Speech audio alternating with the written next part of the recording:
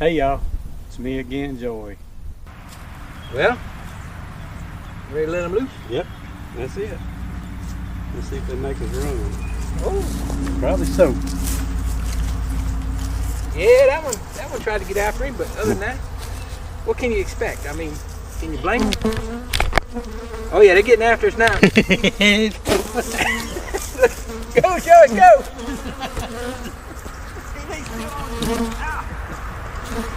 Hey man! Hey, man, buddy. I'm gonna get in the truck. You gotta go back and get your camera.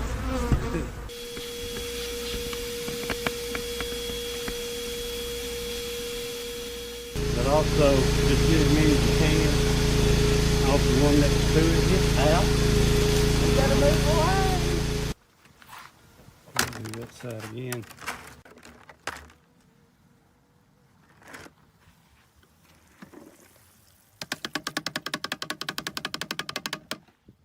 Y'all ready? Let's get started. Well, here we are again, another Saturday night. Easter weekend. I hope everybody's doing well over in the chat. And I got Bill and Mr. JW here. We all wore out. Maybe all of us together make one. Yeah, maybe. Some of us better be two hoes, huh? Yeah. Well, how y'all doing? Whichever one of y'all want to start off. Go ahead, JW. Well, I'm doing good, getting ready to lay some Easter eggs here after a while. Go to bed. Well, I intended, it's rained all day here, bad day in the apiary. I need to do some OAV to finish up my final treatment with my formic and 25-day follow-up. Today was my 25th day for my follow-up on my formic pads, and it's rained all day, so I got a little three-sided workshop, so I went into there and started building hive stands, double hive stands. I'm building double 5-frame nukes, and I'm building doubles for 8-frame nukes so I can reverse them. So I'm making them with pallets where I can set a pallet on them, or I can put bottom boards and run each hive individually on the double decker stands. So we'll see what happens. I built 3 8-frames and 5-frame double stands today. So that's how I spent my day. Now I'm tired. yeah. Yep. How about you, Mr. Bill? What you been doing today or in the bee yard? Be wise. Well, I thought we were going to end up having to set 7 hives up today, but we didn't. It's been rather warm here today, so we finished handing out bee packages today. The big day was yesterday for them. We started at 3 o'clock in the morning and didn't get home last night till 6:30 or so. So I was really wore out by the time the end of the day came. And then it's been a pretty big week. I had surgery Tuesday on my foot. So things are looking up there. So It's good. yep. So I've got splits I've got to do this week after it warms up because we're going to get JW's rain tomorrow. And it's going to turn cold. So I got bees bearding everywhere. Mm. They need to be split. So Hey, maybe they won't swarm. Well, I don't know what mine's gonna do, but I was gonna kind of halfway rest yesterday. I got 3 hives in one yard, and I was gonna go check. I pulled nukes out of them. I was gonna go check and see how they looking, the nukes, and I had a couple small nukes right here at home that I know It's 5 frame boxes, but I know there's not 5 frames in there. And I've been needing to get back in them and just throw some frames in. Yeah. And I got up yesterday morning. I said, the wash machine won't dump water. She kept trying over and over, and that washing machine was that far from the top. Uh, So first thing I had to do was get my bilge pump out, get all that done. So my day was eat up working, getting the washing machine set up. So I said I'll just do what I had to do Friday, Saturday. Well, that didn't happen either. So none of it's still done. So now it's a Monday project. So you know what bees do when you got 3 frames in a 5 frame box, don't you? oh yeah, they make a mess. Yeah. Where they need to draw comb or not, they gonna draw comb on that lid. Yeah, they are. Yep. And it's going to be all kinds of curly cues and everything else on it. Yep.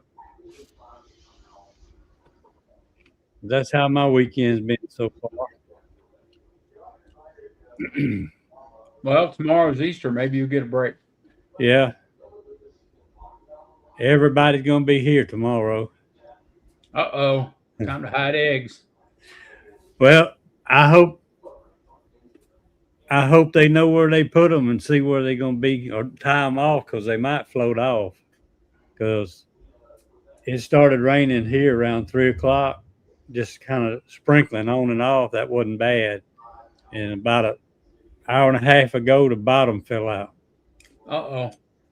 I had to. I'm out here in the honey house. I had to put rubber boots on to walk out here to the honey house. That's Is how it that deep?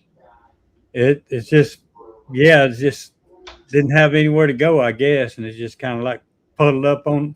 And JW knows I'm on a little hillside, and it's just the water's like an inch deep in on the hillside. Uh-oh. Yep. Grass just holding everything right now. Yep. And like I said, it's rained all day here too. It started about 6 this morning, and it's still supposed to quit here about another 30 minutes. We'll see. It looks like it's brightening up back and behind us, so it's headed your way, Bill. Yep. Yeah, I saw that big band going y'all's way through there. Yeah. They didn't even show what was happening here. I could tell kind of that it was going to ride right on the top of Louisiana, but I couldn't tell how close to me it's going to be. Well, we need the rain.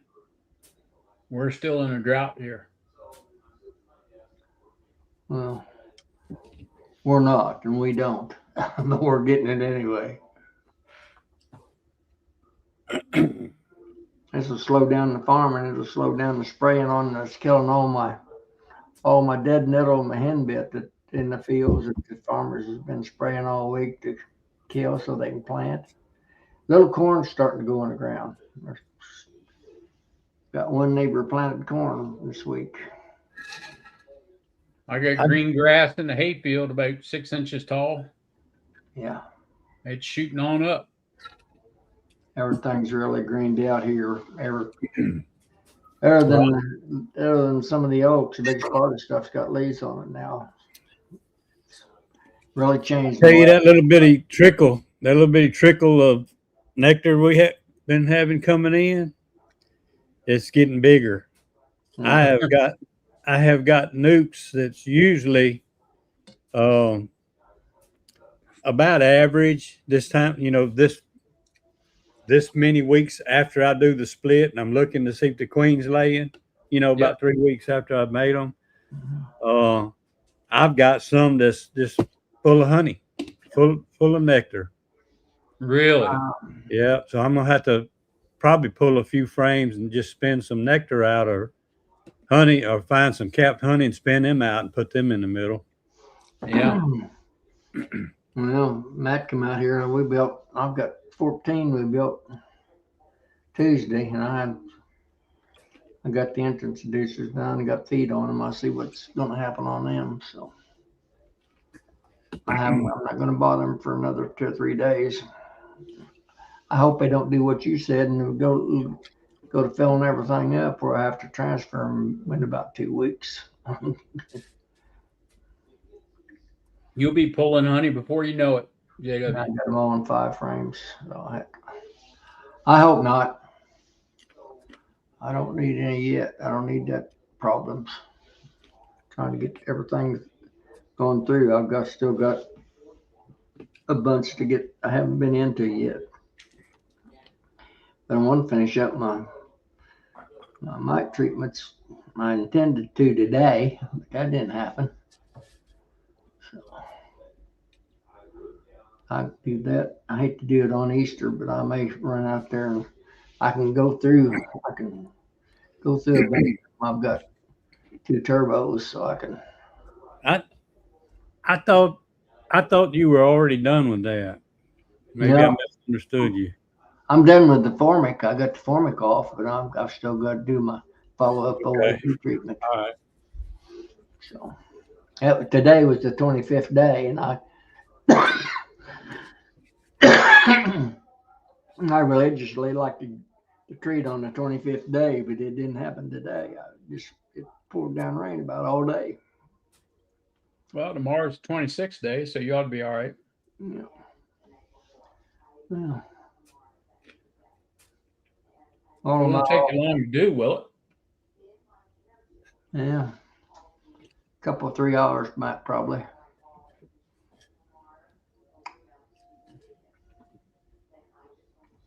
I've got 2 vaporizers, but it's hard to run both of them at once and keep everything to get together. They're almost too fast to do 2 at a time now. Yeah. Huh? Yep. Yep. I just have to wait on me when I get there. My back's I can't hardly walk. My back's killing me. I'm gonna have to break down and do something, I guess. Been overdoing it. Or is all your help at, JW? Myself quit me and the eyes left town for the weekend, so that's my 2 helpers. Myself and I and me. Besides me.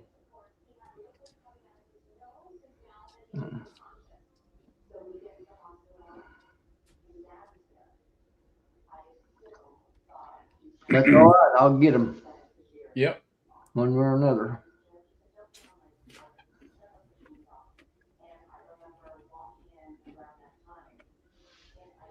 We have off subject. We have 200 eggs to hide tomorrow.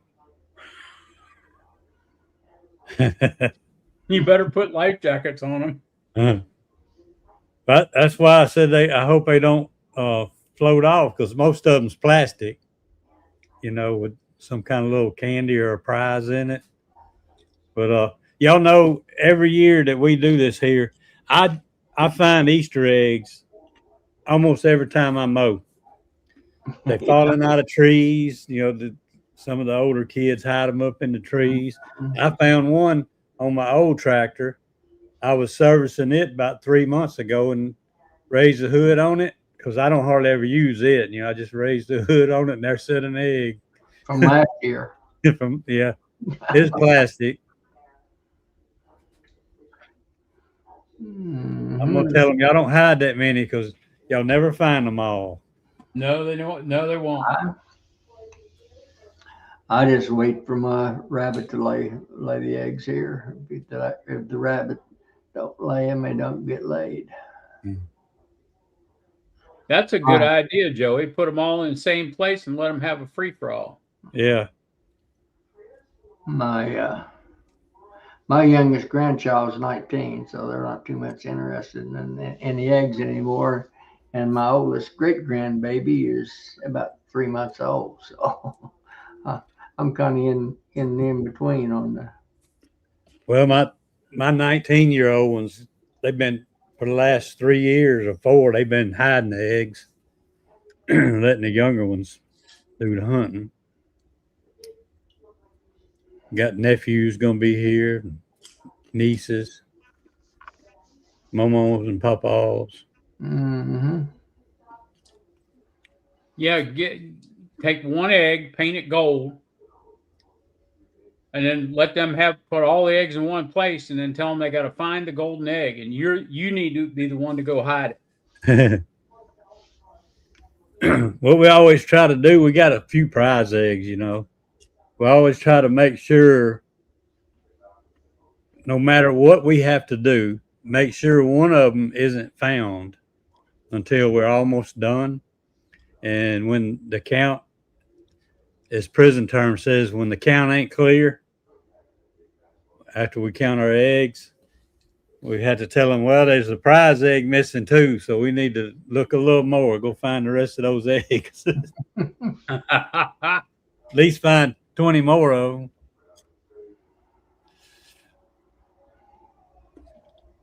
Yep.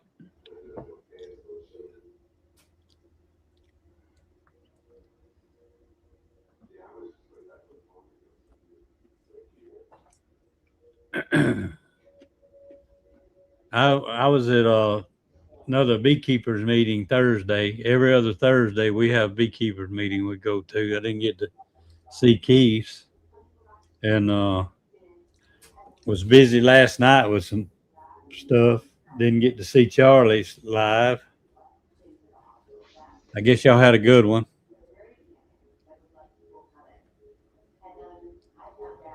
It looked like Ian was on there last night.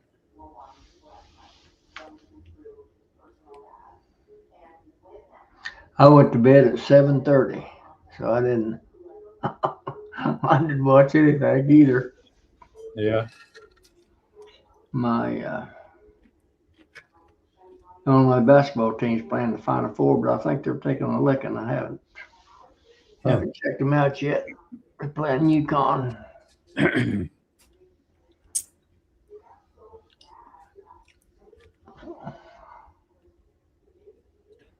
Not much going on. No, just a whole lot of bees flying around. Yeah. That's right, Brian. Flying bees today. Had flying rain.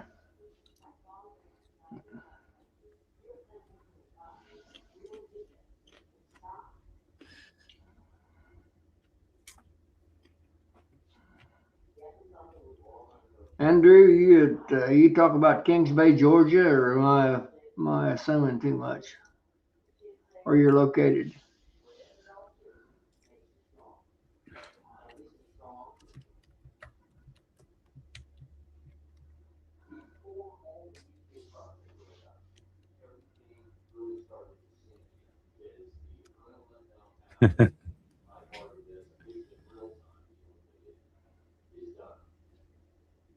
Had a full house, huh? Yeah, evidently.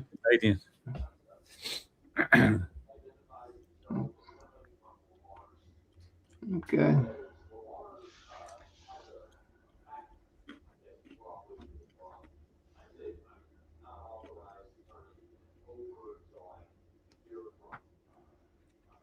So, Joey, do you have any experience shipping stuff LTL?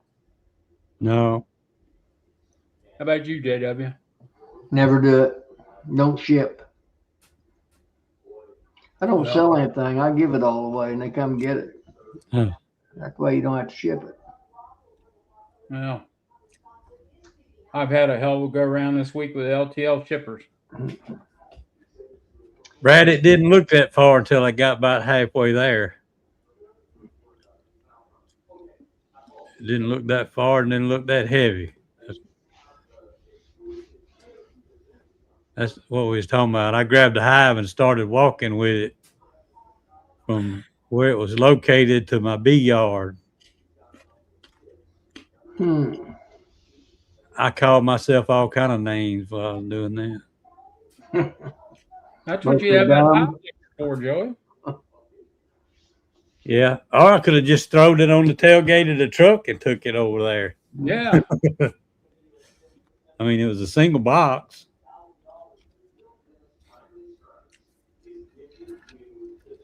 I'm going to find something queenless and put on top of her. That'll make some honey this year. Yep.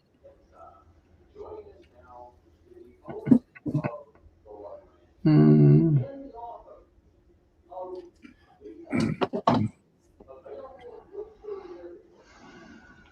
you know who that is, Joey? Which one? The very last one in the chat. I'm seeing that bee man. No, the one after that. The night bot. That's an automatic bot for the chat. Okay. This one here. Yep. Yeah, it regulates some of the language in the chat. Okay. You can make it do a lot of things. I don't know how to do most of it. I've never seen it before. That's why I was asking. Really? You haven't seen the Nightbot on any of these chats? Not every one of them's got it. That's the first time I've seen it. Huh. It you can set it up where it when I first set it up, it was defaulted. If somebody would put like more than 3 smiley faces, Yeah. it would warn them. It would Oh, give really? them, yeah. I had to go do a little. It cut up that night till I got it shut down. But it was Wow. warning people about putting too many smiley emojis back to back, all kind of stuff. Wow.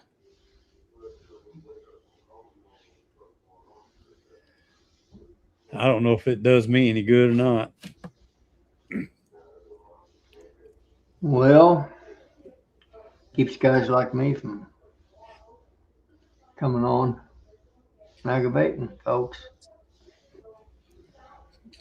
I know the secret formula. I say the password and I sneak right on by it.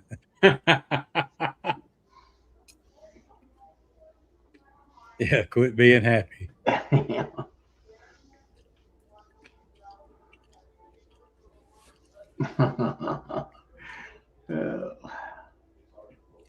Anybody else over there in the chat want to come in? Y'all welcome to come in. Somebody might have a question they want to ask one of these guys. Yeah. You got your choice of 3 to ask.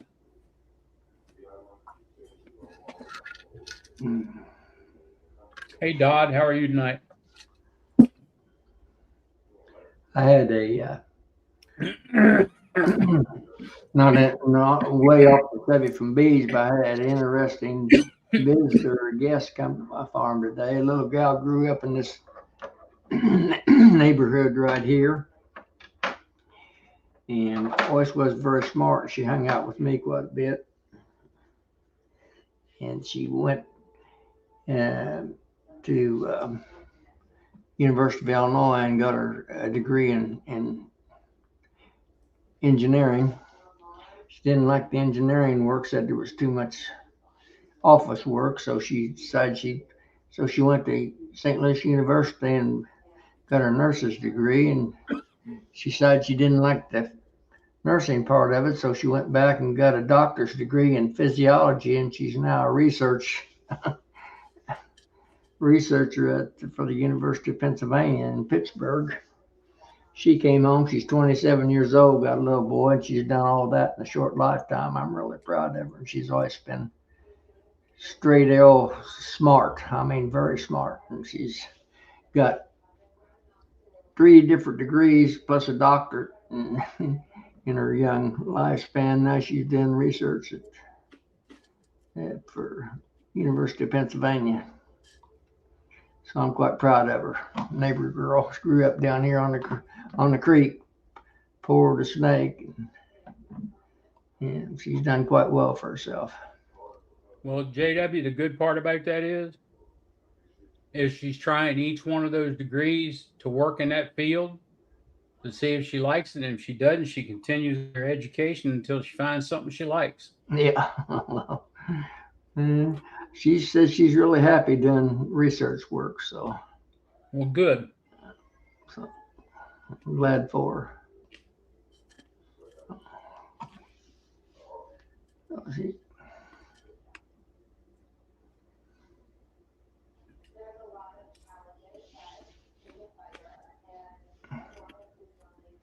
There's Mr. Quimby. Haven't seen you on here for a while, Lee. How you been, buddy?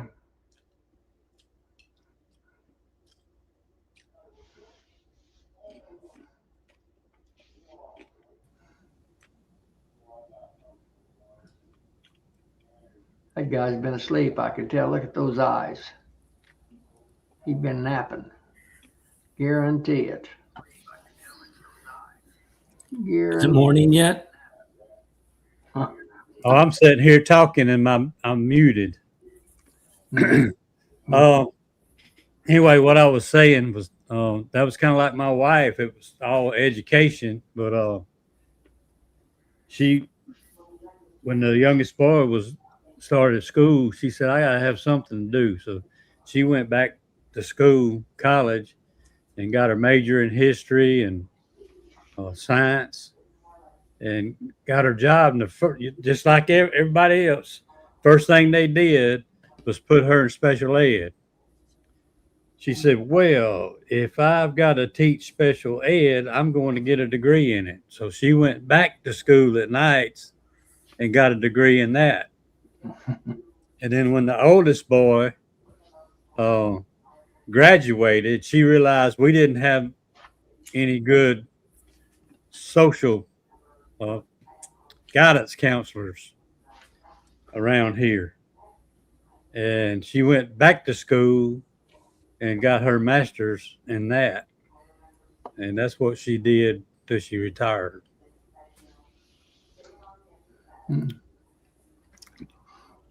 Made a beekeeper out of her. Yeah. Where you been, Tom? Just got in and just got out of the shower. Been playing in the bees? All day long.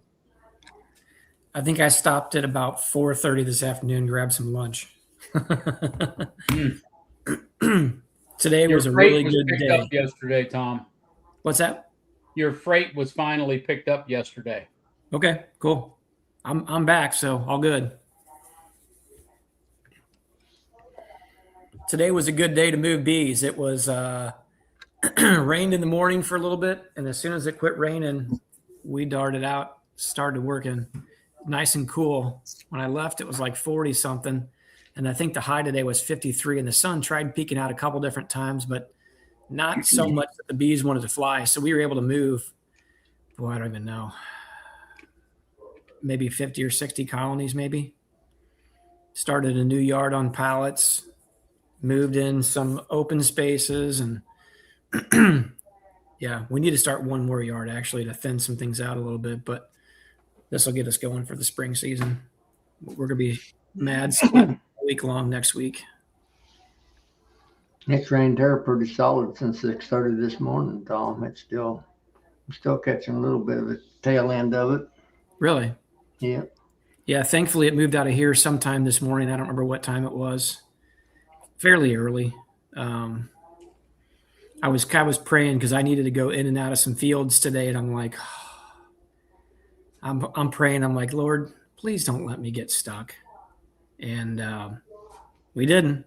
We did pretty good. I got in the edge of one field and it started sinking pretty good with, I don't know, I guess we had about 15 colonies in the back of the truck. And there was still a lot of honey in the tops of some of ours, which is good. So I could feel it on the back of the truck a little bit. But we got them all moved and didn't get stuck. So today was a good day. Good thing. You want to be careful. That sounds like quite a load for that Chevrolet. Hey, you're not lying, buddy. You are not lying. Don't break it in half. I know. All them. What I need is to get me one of them Super Duties. That'll get it done, right? I don't know.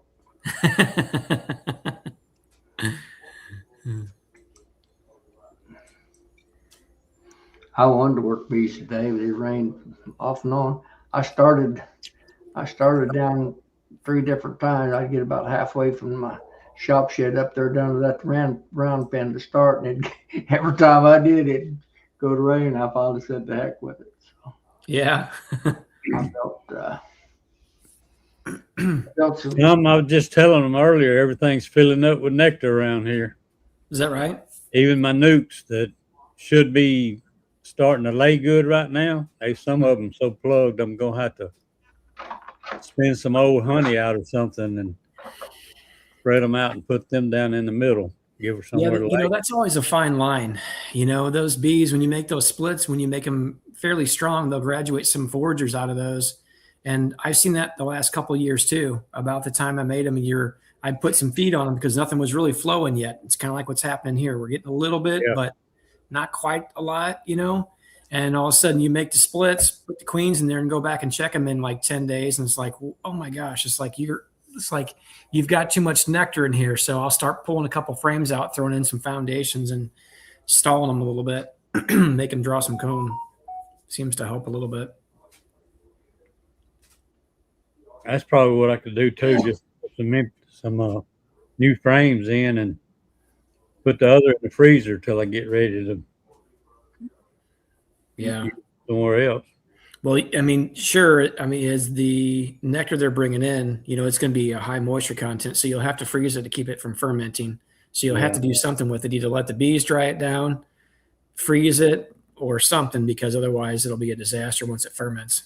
Yeah, I got honey boxes on a few of them. I could probably throw it in there and let them work it on down. Sure. Yeah, I'll usually, if I want to stall them or slow them down a little bit, I'll checkerboard like in the top box every other frame with just a foundation, just by one, so I'm not causing them to build any swarm cells or any, like, you know, super procedures. Seems like if you start going, in my experiencing way, it's risky. On a big colony, maybe not as bad. If you start putting two foundations and then a brood frame, two foundations and a brood frame, you start to separate it up enough where occasionally they'll try to build cells in there.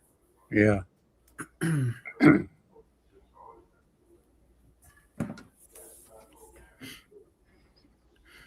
Erwin, are you having any nectar flows in your area? You was walking over one another. Couldn't tell what either one of you said.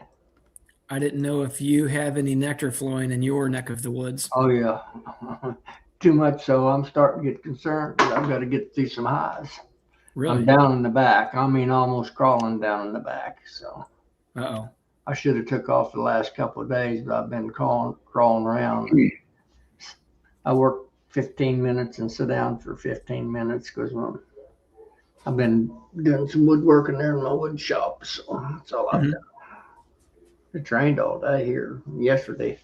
Like I said, I got to bed last night. I went to bed 7:30. Oh yeah, it must have been whooped. I'm gonna have to take a day or two off where I want to or not, and I need to be in the beehives is what I need to be. And I just haven't got their backs playing out on me.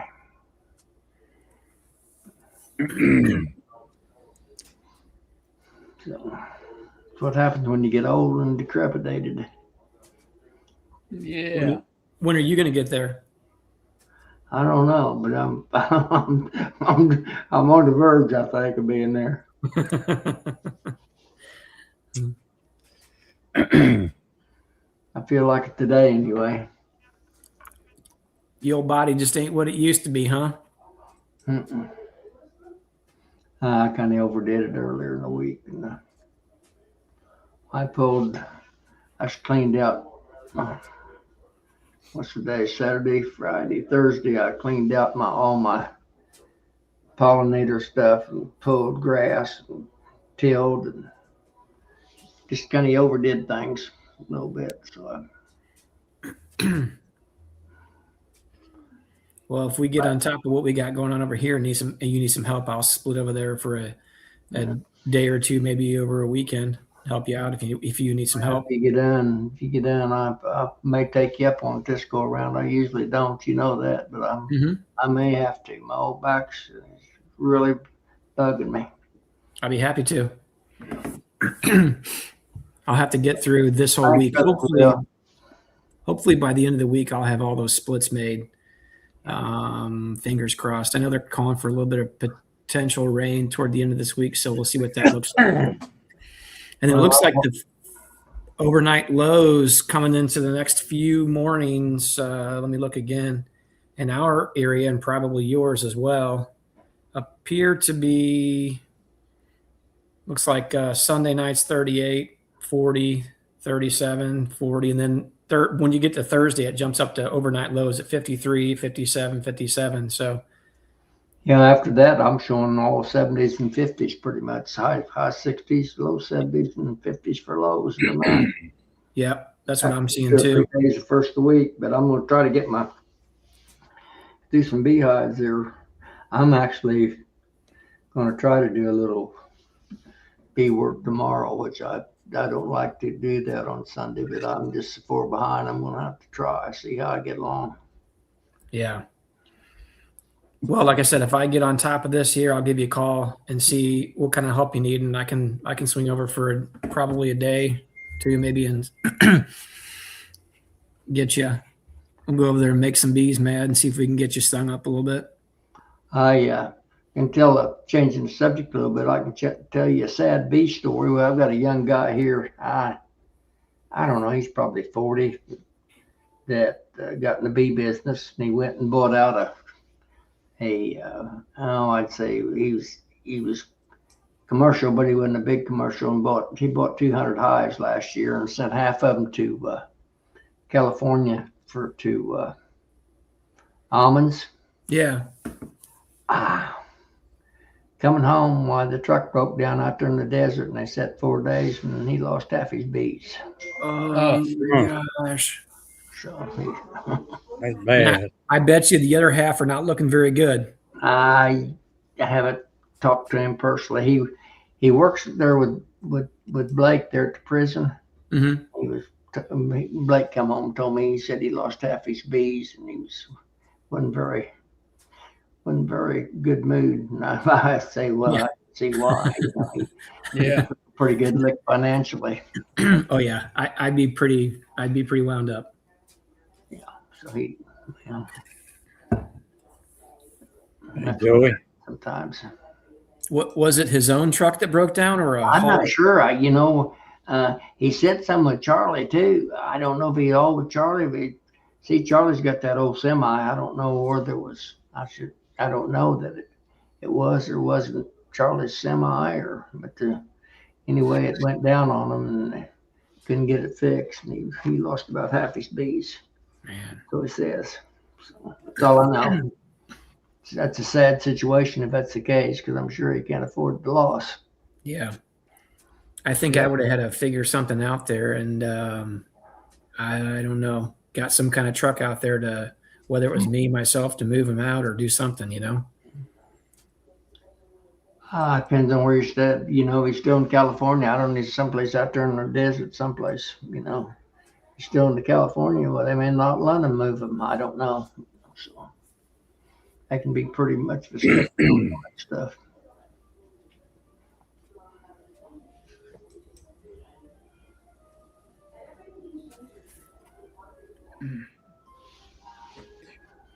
The truck. Sandy here is messing around with me, I think, JW.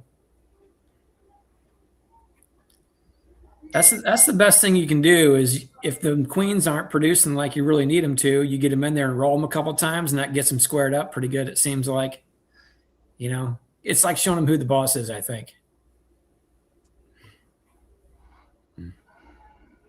Or just let her fly out.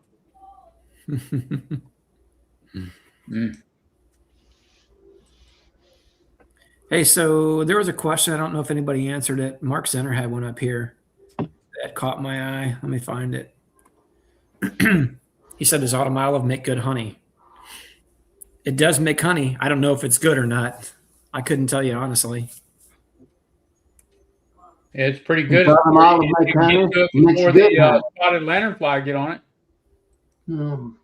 Autumn olive makes good honey, Mark. It really does. Is it a light nectar? That's it. About like this stuff on my picture behind me, I'd say. Yeah, pretty light. I'm sure we have some mixed in with our early spring stuff. Oh, you got it around. I'm sure you've got some of it. Oh yeah, that stuff's an invasive over here, much like it is over in your neck of the woods too. Grows up in all the edges of the wood lines and probably ditches, and those bushes grow as fast as a bush honeysuckle does. Yeah. And actually, they're leafing out pretty good right now. So I'm not sure about what you all are experiencing for blooming. I have redbuds still blooming, dogwoods blooming right now. I seen the wild cherry tree. I seen a wild cherry tree blooming. Of course, henbit, dead nettle, dandelion.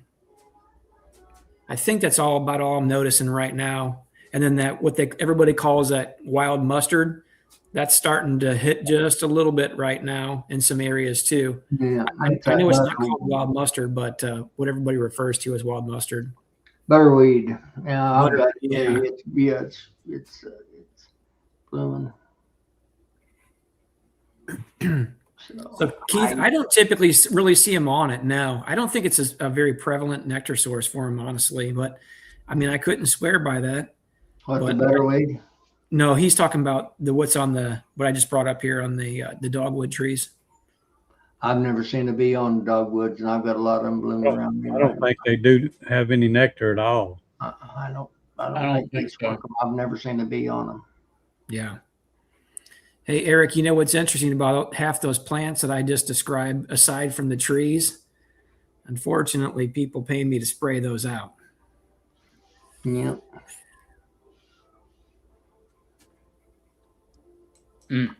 I've got almost a sea of yellow right now. Blake mowed day before yesterday, and I was after him. I said, "You're killing all my killing all my dandelions." And then they come up the next day. They was bloomed out. The yard was almost yellow because I leave them all. Yeah. I made him leave some patches. He's OCD anyway on mowing and cleaning, and I made him leave some patches of of dead nettle that was in his yard. And I said, "You go." He had about a 40-foot circle of it there, and I made him go around. He didn't like it very good. He listened to Daddy like a good little boy. Good. Yeah, that's a good one. That's a good boy. He left it for me. Hey, he probably knew that you were going to make his life a bit more difficult if he didn't at least do something for you. Get you all wound up on him.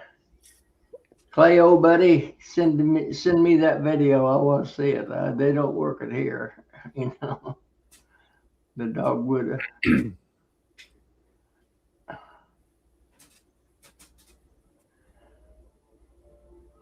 Or the Malver. Yeah.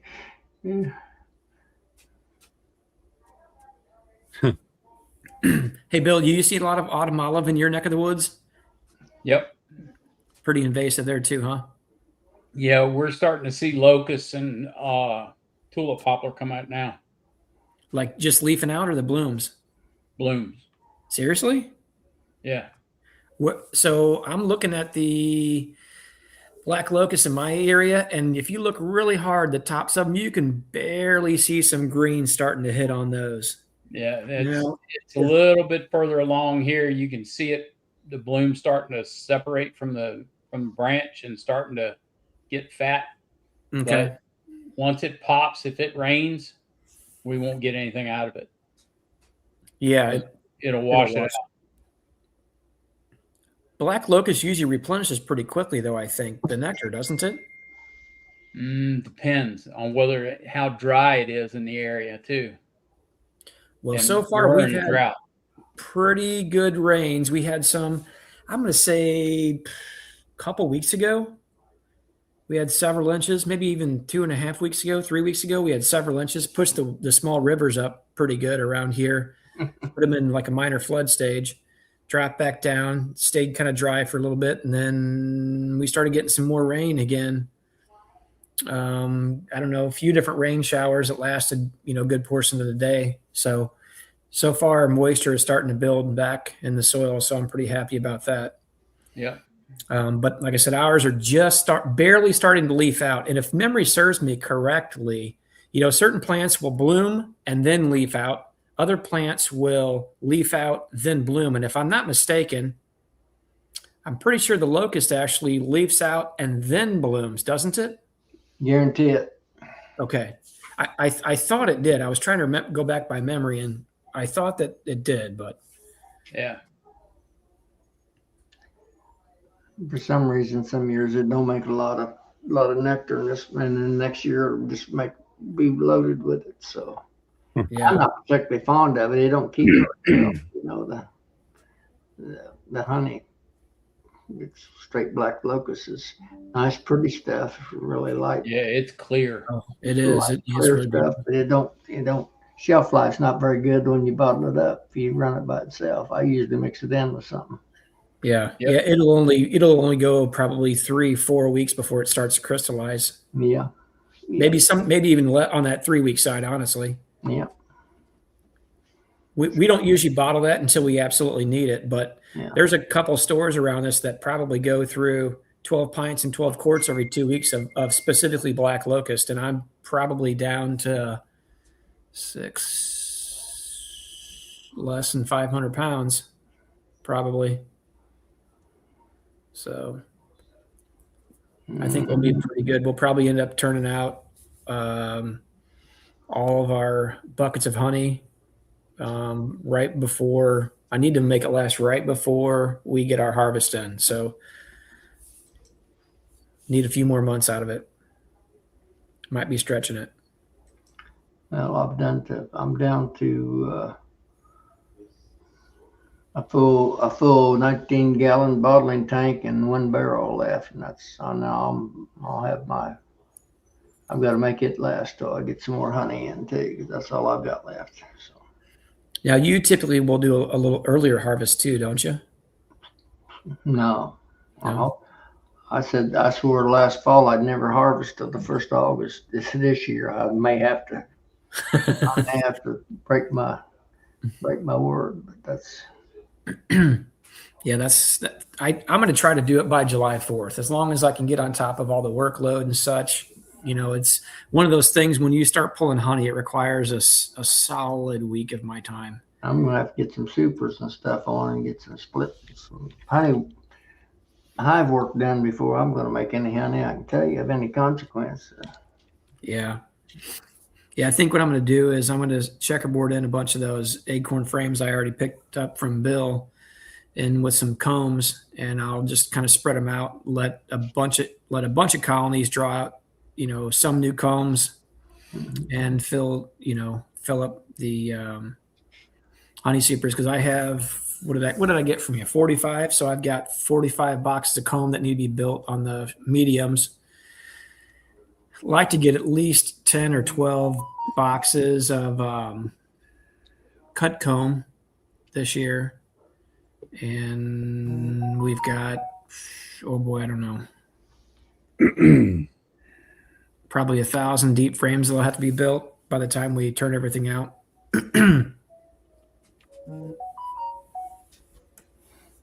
I'm getting awful close, RTX, and I don't like it. I'm going to try to do the rest of all my splits vertical. I've got about all the separate boxes out there I want.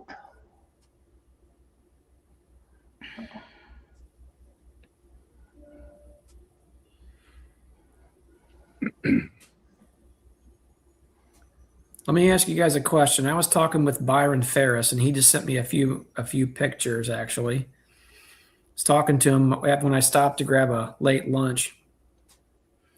He was telling me that when he goes and combines hives, if he has a weak one, he'll just combine it. He said that what he uses, and he just sent me a picture actually. So I'll show it here. Oops. Let's see. What he does here is he lays down what he calls a blue shop towel. So the parent colony down below, blue shop towel with saturated with sugar syrup, a queen excluder, and he puts the split on top. So I think the shop towels he's talking about are just, just your rolled of like paper towels or what have you. Mm-hmm.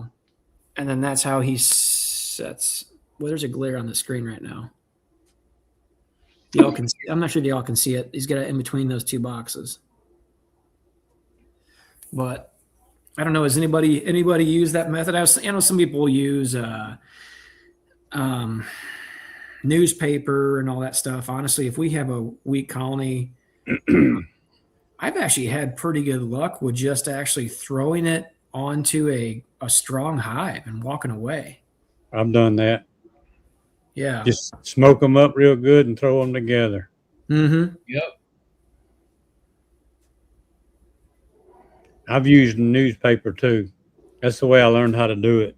Yeah, that's kind of the same with us. We were always told, "Hey, newspaper combine," and you always put a couple Yeah. slits in there, and try to keep them happy, and this, that, and the other. But I don't really, in my experience with, just throwing boxes on colonies, if it's weak or something, make sure the queens, dispatch her, throw it on there. Seem like things just go right for the most part. They work it out.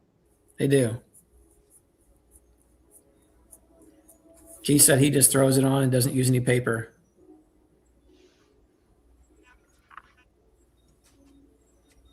I've done both over the years. I've done a jillion newspaper splits, but don't take the newspapers anymore. No, there's not hardly any around to get newspaper.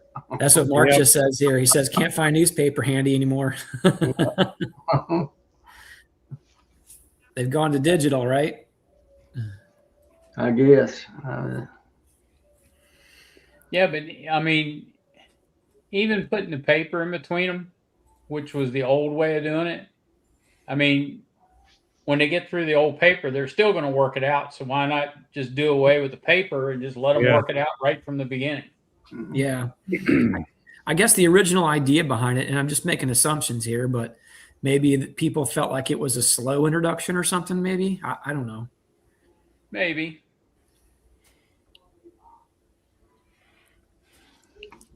What are you trying to combine 2 hives or what? Yeah, I happened to talk about it because Byron Ferris with Ferris Farms out there in Tennessee, him and I were messaging back and forth when I was eating lunch. And he was telling me his methods. He uses like a blue shop towel, like on the roll, and he saturates it with sugar syrup, lays it over the parent colony, throws down a queen excluder, and then throws the weak hive on top. I really quit doing it when I had to put some together mid June down here, and it's hot. Mm-hmm. And I just afraid. I'd already heard that you could do it either way, so I did it and it worked. And I was worried about that paper just making that top box too hot. They couldn't ventilate good. Yeah. So why did he put a queen excluder in between the 2 boxes? I'm not sure. I don't know if he left the queen in there or what the situation was, because it doesn't make a lot of sense to me. Didn't to me either. I couldn't understand if he's going to use the paper, why you need the excluder. If he's going to use the excluder, why you need the paper. Yeah. Well, I mean, as far as worker bees, Okay, he just said you can pull a frame of worker bees out of one hive and put it in another hive, and they don't fight. maybe I misunderstood him at first because I'm reading back through the text. He said this was not a merge because there were queens in each box. So that's why all he was trying to do was boost the upper box with a parent colony and then pull it off. Okay, I see what he did there. Okay. That's interesting. That's what Ian does. And you know what? I'm reading down further through this, and he may have sent that after I got back to work. He says newspaper will work, but nowadays it's just easy for me to use the shop towels versus trying to use the paper somewhere, even though it's probably cheaper. I figure if they can chew up the shop towels with the glycerin, they can surely chew it up with the syrup. So I guess he's using that. And he did mention here too that he got the idea from Ian Stepler. I don't know if I ever seen that video that he talked about doing that. Yeah. I used to watch Ian do that a long time ago. Okay. That's where he pulled it from then. Yeah. I actually said something. I don't know if anybody in the chat here know Byron Ferris. He's always at Nobby. Look up Ferris Farms out of Tennessee. I've heard that name. It's familiar for some reason. Yeah. But, I've had several commercial guys tell me when they got a weaker one, instead of stacking them like that, they'll just take one that's growing too fast and one that's not growing fast enough and move them to their different of each other's locations. Switch them, yep. You get that workforce on that weaker colony and grow it up. Yep. I've done that. Me too. Hey, Joey. Let's see. Yeah, I know him. I've That's seen him. Byron. Yeah, I've Byron's seen. Ferris Farms. He always so Byron's been going to. I'm telling you, if he hasn't been to a vendor at every Hive Life Nobby, I don't know, because he was there the first year. Or I'm sorry, maybe not the first year that came and put it on. I don't know because I was not there. The second year that came and had the Hive Life down in Tennessee, I met Byron, and we kind of became pretty good friends. And him and I would talk, here and there. And I'll tell you, he's got some good creamed honey too, y'all. Makes a handful of different flavors and stuff, but good guy. I don't remember where in Tennessee he was at, but somewhere out in Tennessee. I think outside of Nashville somewhere. Yeah. Brian just says that Byron's been selling the creamed honey seed at Cayman's events as long as he's been going. And he's also got that barbecue sauce, don't he? Yep. He might. Does he? Yeah. He was up there. That's the guy that was at Wisconsin, Tom. He was right there with Jed Thorne, right across from him. They sell like a third generation barbecue recipe. Yep. Sauce Hold recipe. on, we're not talking about the same guy, JW. May not be. I don't know. Byron was not there. Huh? Byron was not there in Wisconsin. Where was he located at the last expo?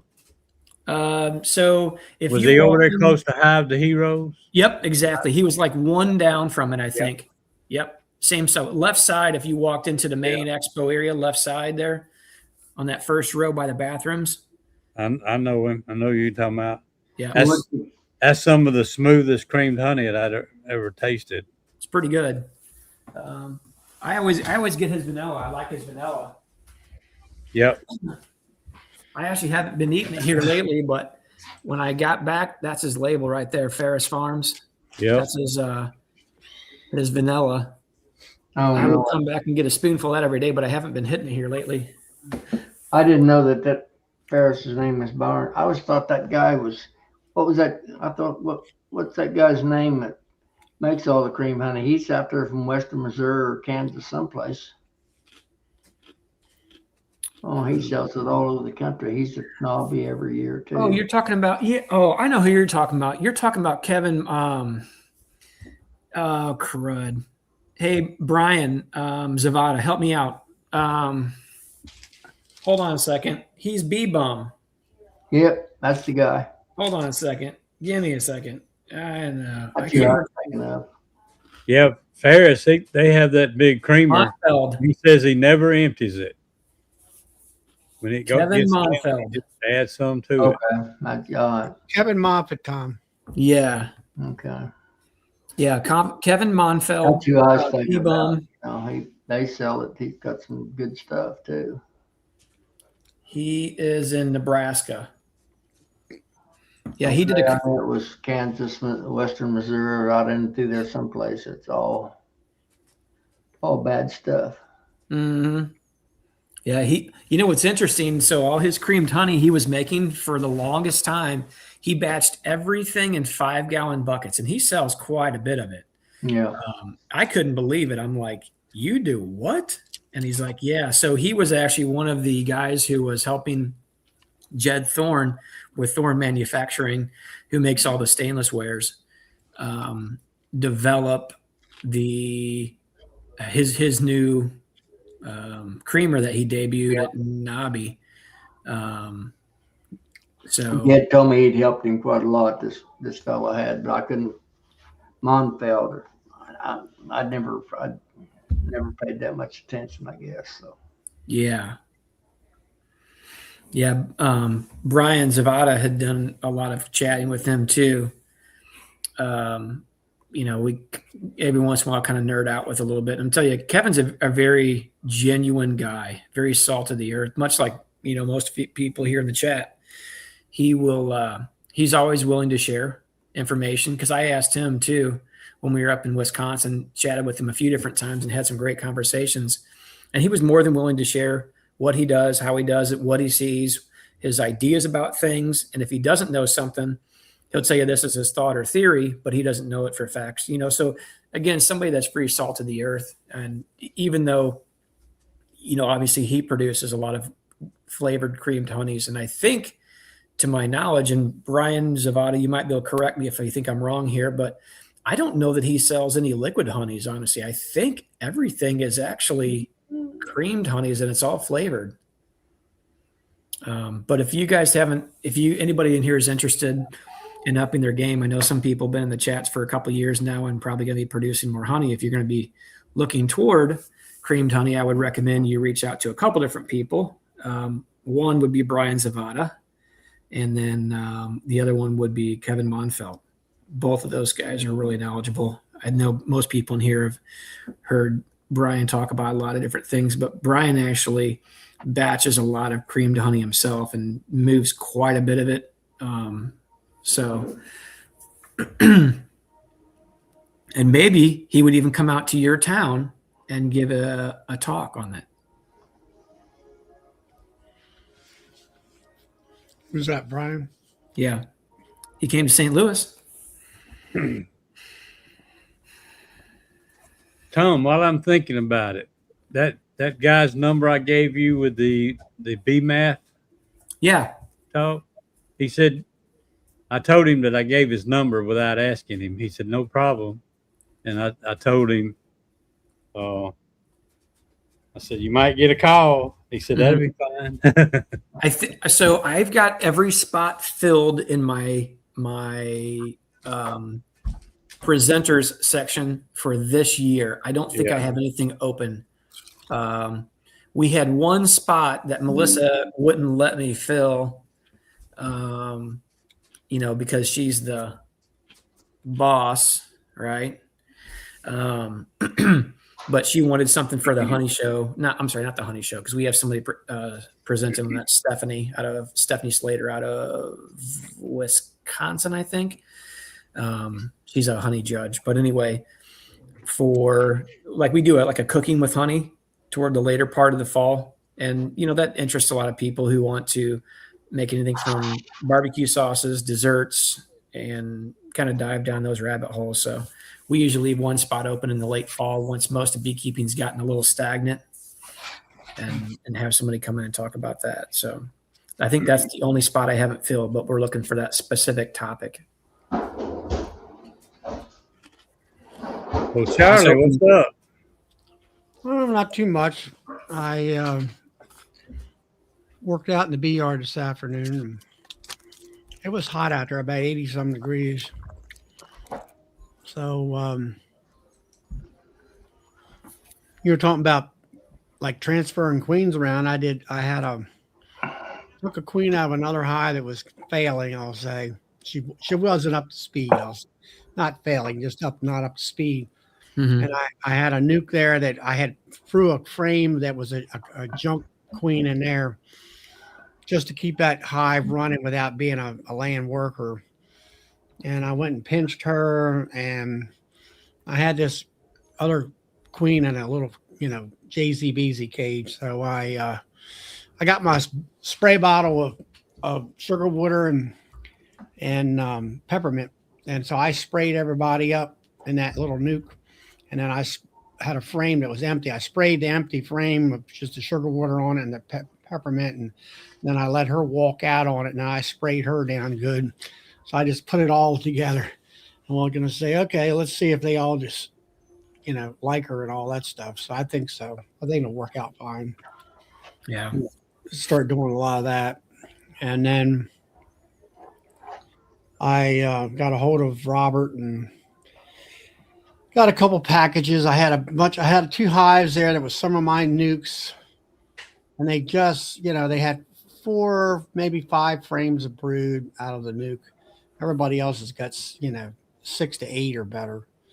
And they're only in one medium box. So I pulled the queens out of them and put the new queens in the cage in there and dumped 3 pounds of bees on top of the frames of the existing brood and everything like that. Sprayed them up too with some peppermint oil. So we'll see how that works out. Hopefully they'll be released here in the next 2 to 3 days. Queens, and maybe she'll kick, put it in high gear, and maybe I'll get at least 30 pounds of honey out of them this year. Hopefully. Try to get my production highs up to speed. Try to keep them all about the same speed. And that's what I kind of got done. Then cleaned up the yard, pulled out the chloroplast out from underneath the hives, and I have little wedges I use when I'm using oxalic acid, and they were kind of on the ground, and went around with a pro nuke and picked up all that stuff for next year. Kind of cleaned the yard up and going.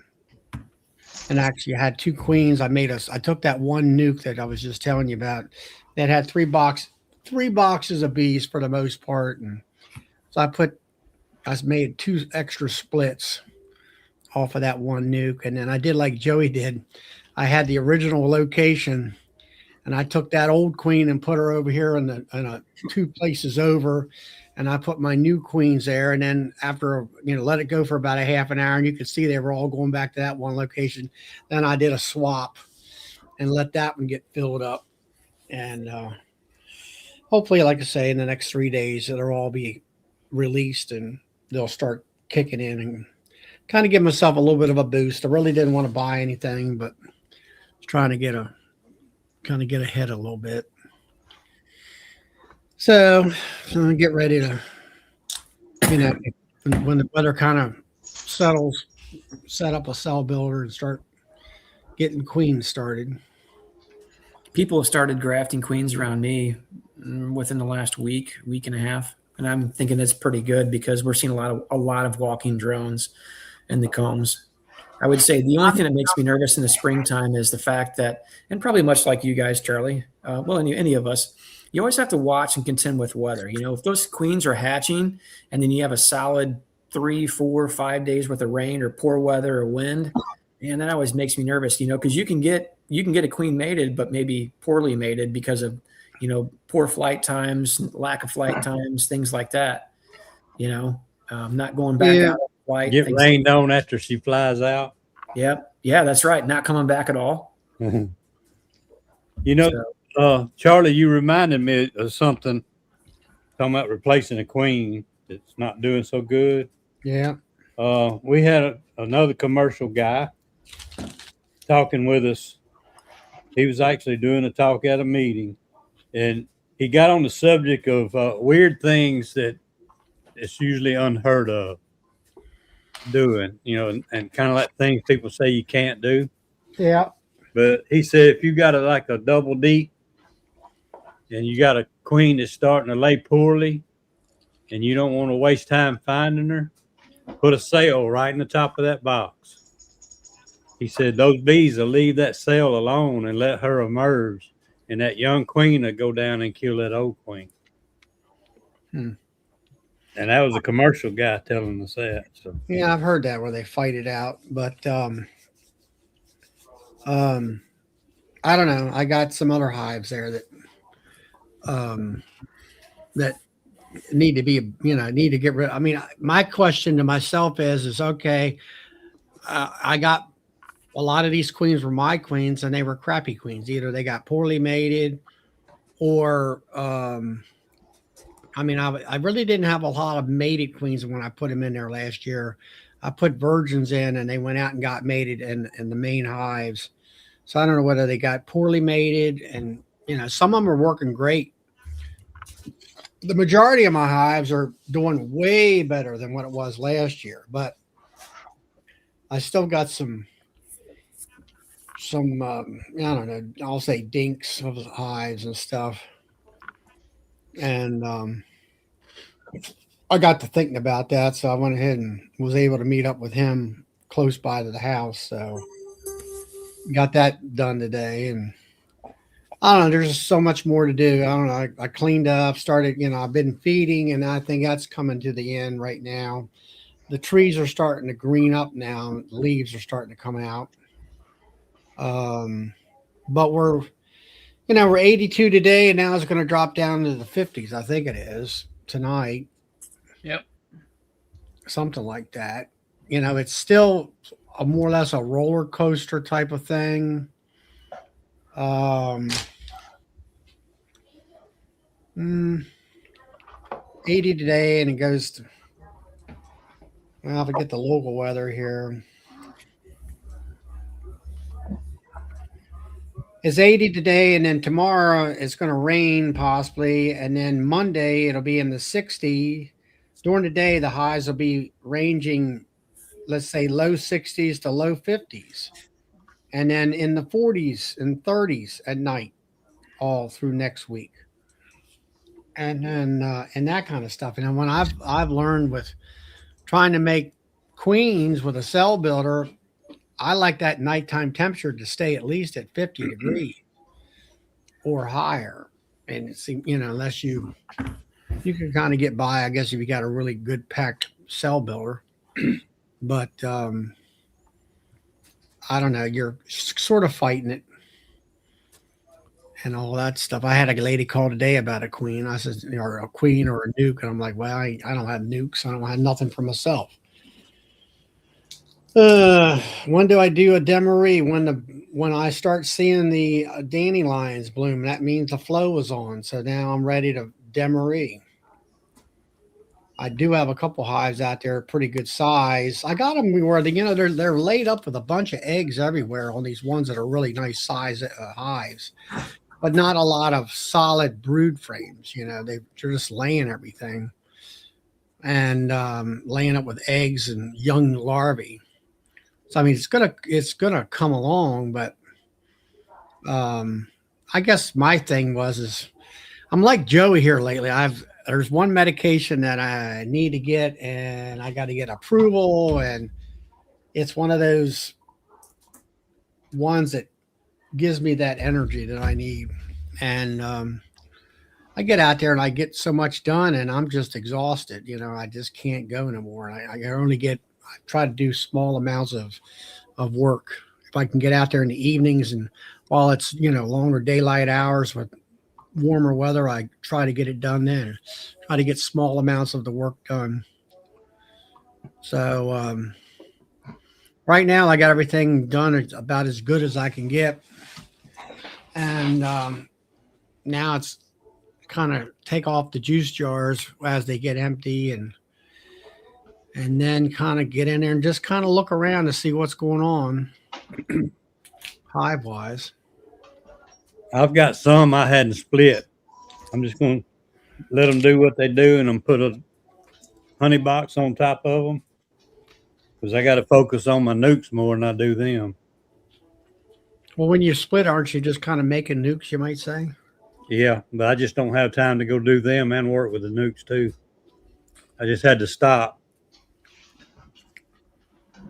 Well, it's like my friend that was quitting the bee supply business up here. He wanted me to take the nuke business over and the queen business that comes from down in South Carolina. And I'm like, right now is when all that's going to start kicking in here, like about the next 2 weeks, that the guy that actually took it over. And I'm like, I just wouldn't have enough energy to do all that. And I'm glad I didn't take it. Well, to me, I need to do one or the other, either honey or nukes. I just don't have what it takes to do both. I've tried it for a few years. I'm just wearing myself out. Well, that's where I was at. I was doing honey and nukes and trying to do queens.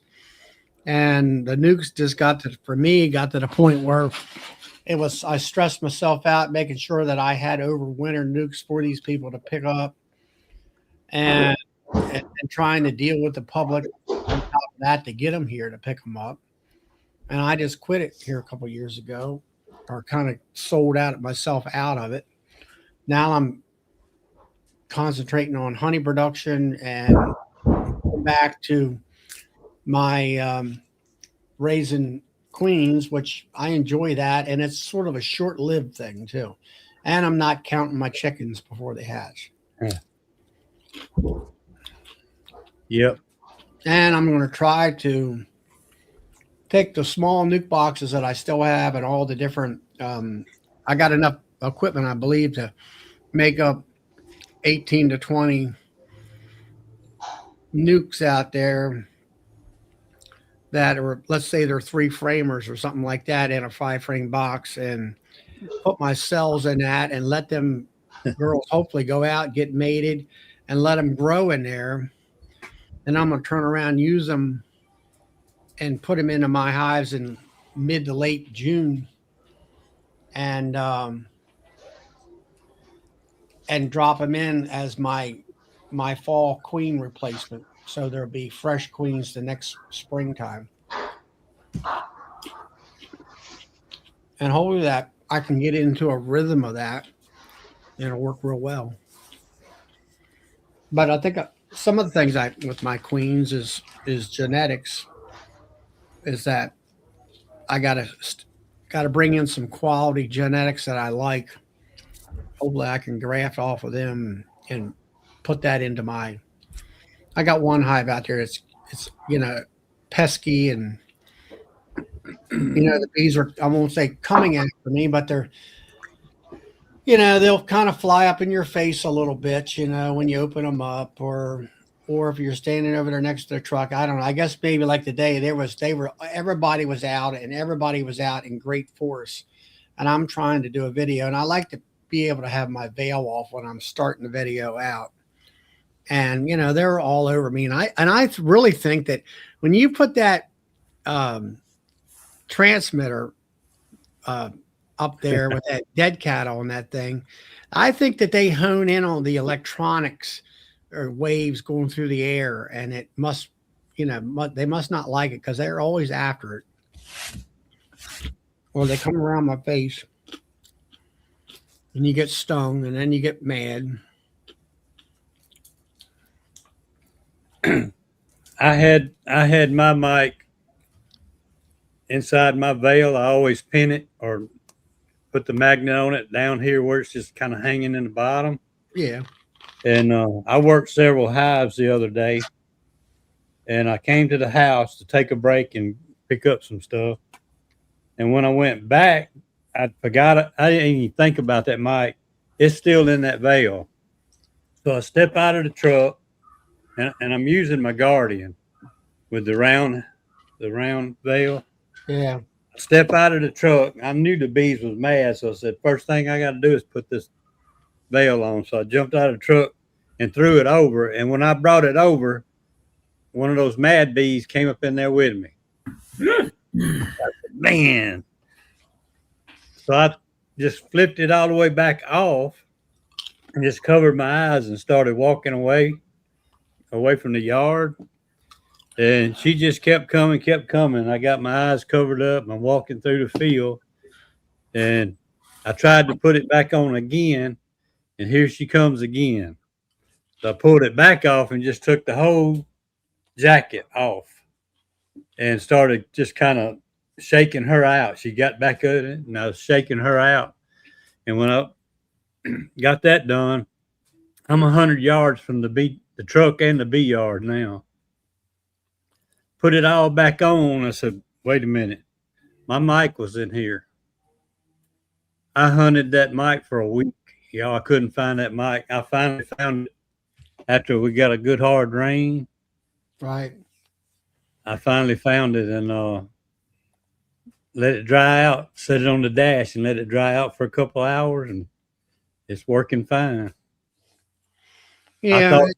And I couldn't get, I've got the DJI.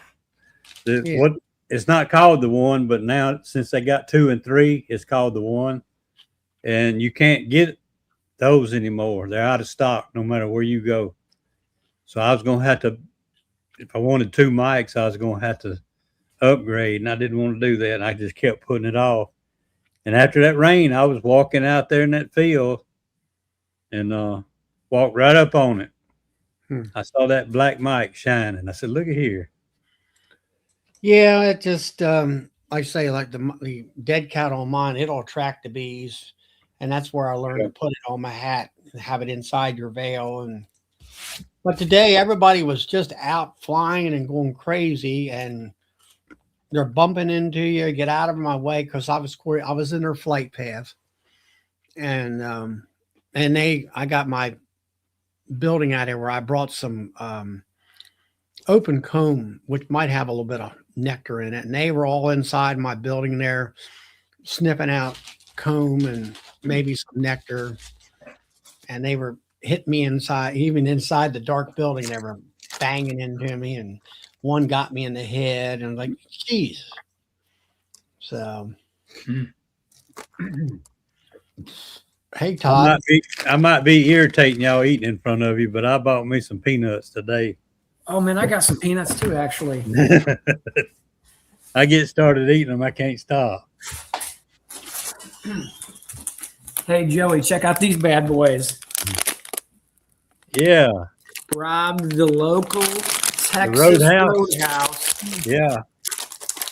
Buddy. So, Joey, I don't know, I was chatting with my son here for a minute, had it muted, so I didn't hear anything. There was a comment or a question rather that may have been missed that I starred up top. It was by Braden 4747. I started. Yeah. So this is something that I'm not really familiar with. He said he had a question. I can pay a pallet of dextrose monohydrate. Anyone feed that to bees? I know it's not as good as sugar, but for the price, I'm thinking about it. So I actually don't know fully the answer to that, honestly, but I can tell you dextrose is a fancy name for glucose, basically. Sugar. They kind of use ambidextrously, I guess, which is a simple sugar, if I'm not mistaken. Mm-hmm. Maybe one of you guys can chime in on this a little bit better than I've got. Dextrose monohydrate is a derivative of corn syrup. Okay, corn syrup. Okay. Yeah, it's white crystalline powder when it's dry, and it functions as a fast-acting carbohydrate for a person or for the bees. It's about 70 to 80% sweetener. Okay, so based upon what I had heard from Lewis Bartlett talking about feeding, my guess is, and when you look at that information that he had sent out, he did a whole graph and studies on everything from nectar to your table sugar to corn syrup and things of that nature. I mean, bees will definitely, and it's a little bit cheaper, your corn syrups are. And I don't think the dextrose is not specifically corn syrup, is it? Or corn? It's derived from corn syrup. Okay. I would wonder if you could mix it like a portion of it, do a mix of table sugar and this dextrose, if that wouldn't be more helpful. So it'd save a little bit, but you're giving the bees a little bit better nutrition or better carbohydrate with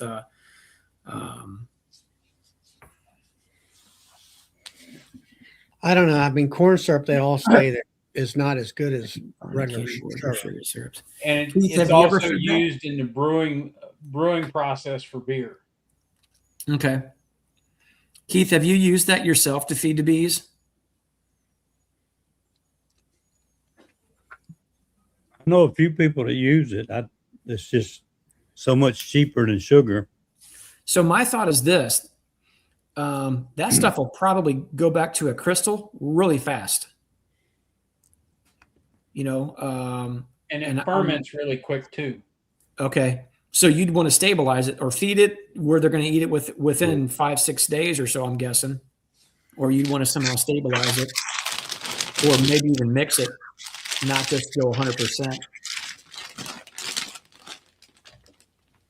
That would kind of be my thought. What are your guys' thoughts on that?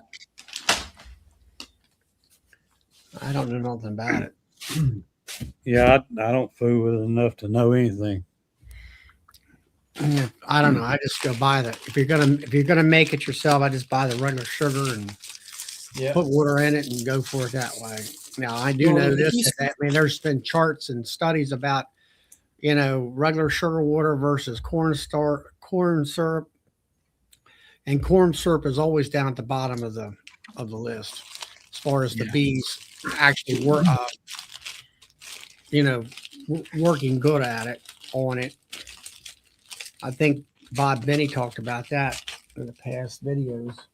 He did. You can go to Lewis Bartlett, and I don't know, University of Georgia. I don't know if he has any. I know Bob had done a video with him. I don't know where Lewis Bartlett has any of that published. That was one of the talks he was given at St. Louis, actually, and he actually recorded a special talk for us, and we sent out. Charlie, you should have got that. Bill should have got that. JW should have got that. Yeah, I got it. Todd and Joey both should have got that too. Now, Bill, Pro Sweet, it's got a certain amount of corn syrup in it, I think, but it's all cooked and processed to a certain way. Right. It is.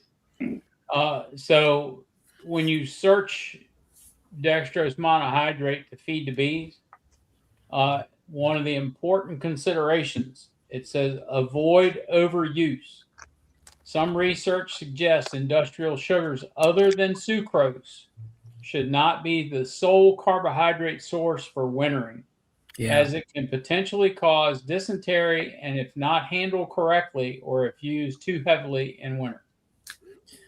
I wonder if that would have any of that ash content to it, which is kind of causes their guts to be a little bit active. If that's the reasoning behind it. Let me see.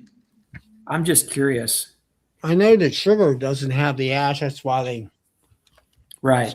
your bees will do better on sugar water than And you guys have heard Ian Stepler talk about it multiple times, and that's the reason why he purges most of the nest of their late crop and uses that because they're locked in, for 5 or 6 months, and they tend to do much better on it.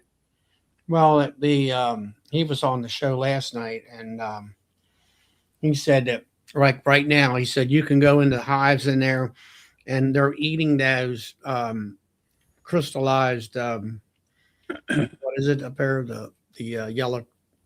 What do they get their honey from up there? Canola. Canola, and it's in there. And he said they'll start eating, and there'll be like flakes of that hard canola on the running board, and they they can't consume it well, and it gets them in their gut, and they get the poops and all that stuff. You know who should chime in here is Brad, and his talk about beet sugar. Yeah. Beet sugar is really good.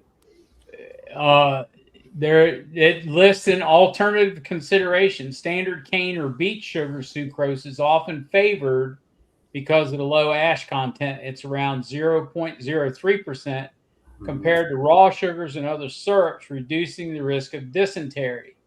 When you use the dextrose monohydrate, it's a risk factor because it can be, if it's not purified, it's considered a high ash sugar, such as brown sugar or molasses.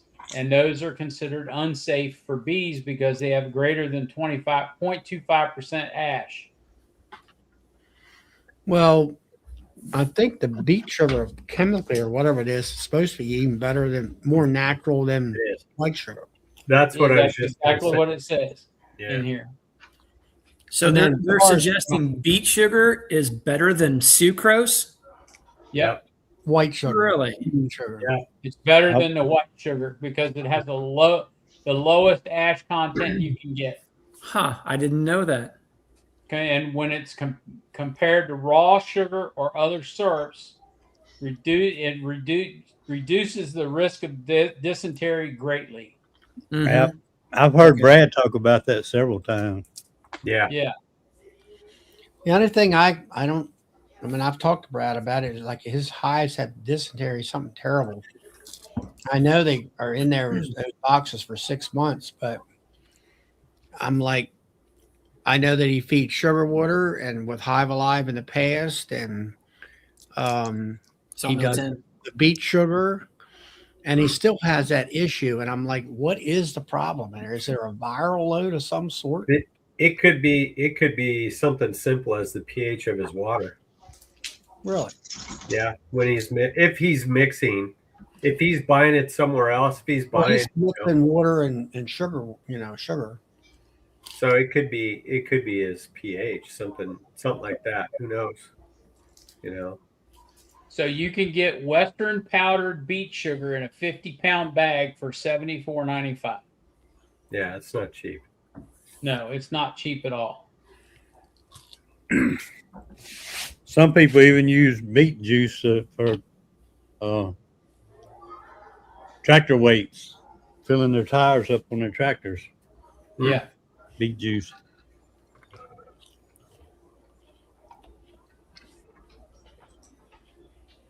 And then you can get, how big is that bag?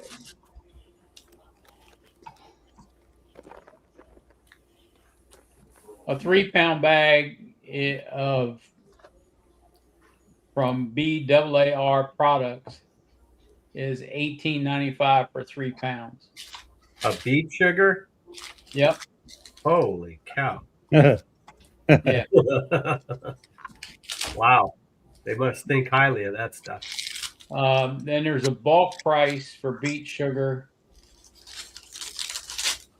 $6 a pound. That's crazy. Might as well just leave honey on them. Case is $156.99. How much? For how much? $156.99. For how much sugar? 50 pounds. Wow. It's expensive. Yeah, that's a little heavy. Yeah. Hey, Rob. I'm hoping we can get back with a source here later on this year that we've had the last couple of years. I'm not sure if it's going to work out or not, but we have enough for us to sustain for right now, going through hopefully most of this year. But after that, I'll be zapped out. Well, the price of diesel goes down, that price will eventually go down. But who knows when that'll happen. Yeah, I know. I know these fuel prices hitting us at the wrong time. Of course, we're getting ready to start fueling up the trucks on a daily basis here, and then this crap happens. How much you paying a gallon for diesel fuel? Me? Yeah. No clue, because I only use diesel fuel in the skid steer machines. Yeah, that's I all for haven't diesel. bought it in a couple weeks. I mean, I run gasser trucks. I think around here it's about $5.80 a gallon. Yeah, it's $5.59 down here a gallon. It's $1 more here. I don't think it's that much here. I saw $7.19 at Chevron. $3.90 something here. Is that right next to the fuel plant, Todd? No, they kicked the fuel plant out of California. Chevron left. That was the biggest mistake they could have ever done. Who, Chevron? Yeah. Well, they couldn't. They got tired of paying so much in taxes.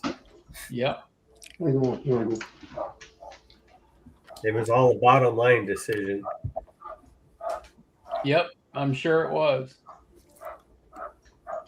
Beet sugar in Iowa at a Walmart is $20 for. Is that beet sugar or white sugar? Table sugar? I didn't know Walmart sold beet sugar. I've never seen it. Yeah, that sounds like white sugar. Looks like we're somewhere around 47 for a diesel. Where's, right here. where's Philip? He needs to drive down to the Walmart and take us with him, do a price check. There you go. Come on, Philip. You still in there? Let's go to Walmart. I'll check it right now. See what Let's it is. see. Here. Wally World. It's Walmart. It's 20. Yeah, that's white sugar. It's 2042. Tip for table sugar, 25-pound bag. And their smaller bags are cheaper per pound than the big bag. Yeah. That's weird to me. Yeah. Yeah, it's $49.95 for a 5-pound bag, but it's a brown rock beet sugar. which is not refined at all, and it's brown, so it's got a lot of ash content in it. I'm going to suggest that all sugar's brown unless it's been bleached. You know, cane sugar's brown too when it comes off. Yeah, and then it gets refined and turns white after they bleach it. Yeah, that's the same way. I'm going to suggest that in the past everybody's probably used some beet sugar at times when. Yeah. Oh, it's been probably what 10 or 15 years ago when they had them, and you couldn't hardly get sugar, went out of sight, and it was cane sugar got high, and people was eating beet sugar. $2.97. I use it in my tractor tires, like Joy says, you know, for weight. It's about 12 or 13. It's about the same weight per gallon as what honey is. And the bees will go to it too if you ever have a tar leak. I run a deer horn to a big black back tar on a tractor here 4 or 5 years ago, and I run out sugar syrup all over the country, and I had bees. I mean, there where I parked the tractor. The ground was black with bees eating. Now, is that used because it doesn't freeze? Is that why they use that? Yeah. Is it freezing or rusting? Both, but it don't freeze, and it don't. You know, this calcium carbonate in this, you know, that they used to use was eat your rims right out. Yeah, eat the rims up after a few years.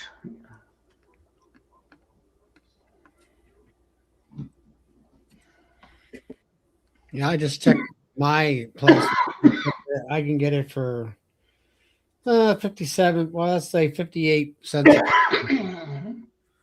28 or $29 a bag for a 50-pound bag. Wow. But that's buying 10 or more bags.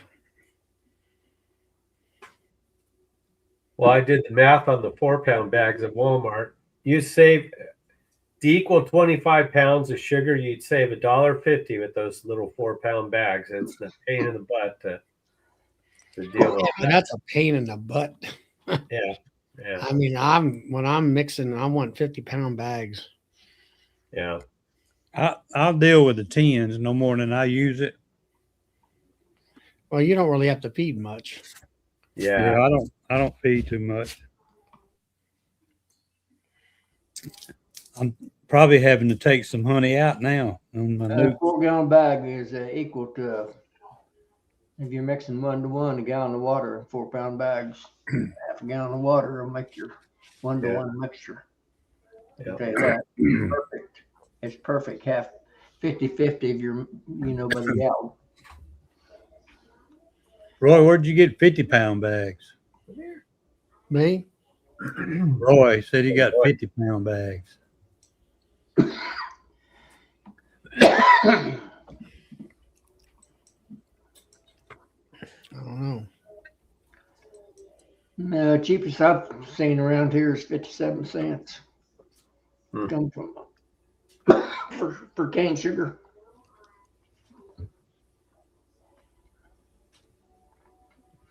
Sam's? Oh, that's somebody else. Sam's is always higher than Walmart on sugar. Roy says Costco. Costco's $26 for a 50-pound bag. That's a heck of a deal right there. Yeah. Might have to go check them out. Hey, Braden, where are you located at? Just out of curiosity, you north, south? Where are you at? Oh, he just said KC? AC. Kansas City, okay. Well, Braden, you're close to me then, because I'm west of St. Louis. He's 3 hours away. You're 3 hours. I know when I lived in Billings, I was 3 hours from everything. Yeah. Even from the breakfast places, huh? God. 3 hours. We never get there. My question for Braden I is: think- are you on the Missouri side of Kansas City or the Kansas side of Kansas City? I think Joey and I hit every single stoplight in St. Louis going to breakfast that morning. Hey, you know you can run those things, right? Now You can do that in St. Louis. it's too bad. It's too bad they don't have them timed because they had two 50 yards apart, and we'd sit there at the first one, it's red, then the one next to it or past it's green, and then that one turned red, and then the one we were sitting at turned green, and you just go 50. You sit there and you wait for that, and wait for that, and wait for that, then it goes green, and then the next one turns red. I mean, it was a mess, and no one's on the road. Yeah. Yeah, that was the bad thing about it. It was just me and Todd. That's right. You guys went to the wrong spot, right? You guys Yeah. went to a different location. That's right. We went to the other one. Yeah. That's what you get for hauling him, Joey. He's just typical bad luck, I'm telling you. Oh, Them lights see him coming, they automatically turn red. you just can't. I didn't say a word to you, and you start off doing that on me tonight. What was bad when I punched that little restaurant in, it was the same distance to the wrong one as it was to the one I was going to. Yeah. Yeah. It was a little bit north of where we were at. But it took forever to get back to the other one. I remember Yeah, because you that probably ride hit also, 141 all the Joey. stoplights. You know, I was in the car also. You know how that worked out. We finally had to get the missus to straighten things up. She got us corrected. Neither one of you knew what you were talking about, as I recall. Well, we can't all jump curbs like you, JW. Well, them stoplights are for people who care. Right, We were driving around the back of wherever Nobby was at that place, and JW says, "Oh yeah, ran over here and blah blah blah." I said, "You can't go that way." He goes, "Oh yeah, watch me." Over a curb into the parking lot. This is why we go to all those expos and conventions and workshops. If you don't go, you don't know what you're missing. Yeah, you're right.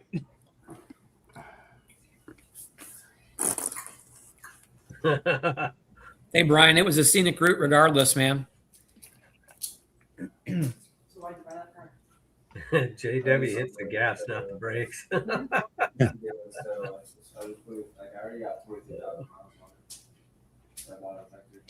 Man, I didn't have biscuits and gravy at that place again. I think I had biscuits and gravy at that place last year. What'd you have this year? Heck, I had 2 eggs, bacon. I did have biscuits and gravy. I did. Yeah. I had pancake that big around. Yeah. It was hanging off the plate. Hey, Joey, what about that breakfast spot that when we took you out to you and Mike out to breakfast that weekend before? Yeah, Uncle Bill's. What'd you think of that place? that was good. I enjoyed that. Yeah, that's not too bad. That thing's been there.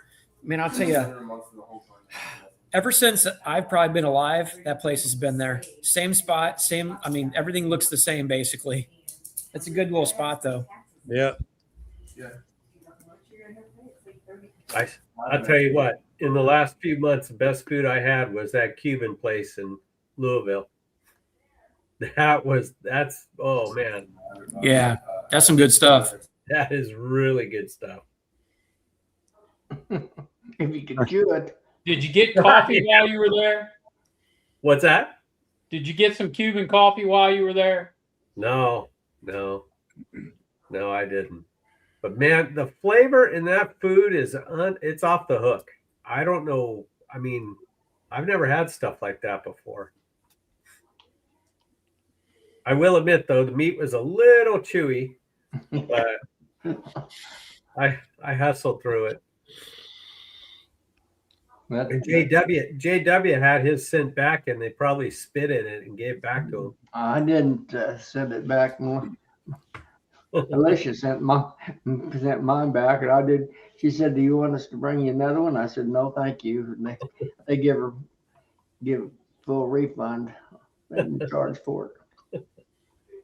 Yeah, that was a good place. I absolutely could not chew it. Could not cut it with a steak knife. Yeah, I looked at you. You're having problems with that meat. It looked like you were trying to cut the plate with a knife. My little dog's running in and out. That's the reason I'm hopping on and off. You muted yourself. Oh, okay. He said he was wanting in and out. Philip said he has a question. Yeah, I'm trying to finish. I'm gonna finish this bag off. I knew once I opened it, I wasn't gonna be able to quit. Got mine, Joey. You know what? So I started another builder. I can't remember when it was. Last week, and I went out there after I was on with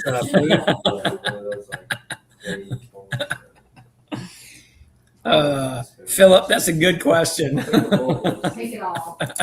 I'm gonna give you more stuff. I'd like to know the answer to that. Yeah, Yeah, why don't you taste it, Phil, and let us know? You can most probably of the time those expiration dates on there where they can sell more. Yeah. You're all right. You could go 6 months past the expiration date. Yep. So anyway, I went to check on that builder on Wednesday night, and I was out there almost dark after we got done with Bruce's show. And I'll tell you one thing: Confucius should have added to one of his words of wisdom is that you're not supposed to have a queen in your builder. So I don't know where she came from, but she tore everything. Well, they tore everything down. They'll fly in. They'll smell it. Yeah. Yeah, they will. I They'll think fly it was right a in. virgin that just decided that got mated and flew in the wrong box or something, or just flew in. Yeah, if a queen's going by, she can smell it. I am not kidding you. I should have learned my lesson because this happened to me almost every year, and I never do anything about it. I don't put a queen excluder down, first, and then put the box up. I never do that stuff because I think it's stupid, and I've lost so many cells. A couple years ago, I lost 30 cells because of a queen that flew in. So should you put a queen excluder on the entrance if you're going to make a builder?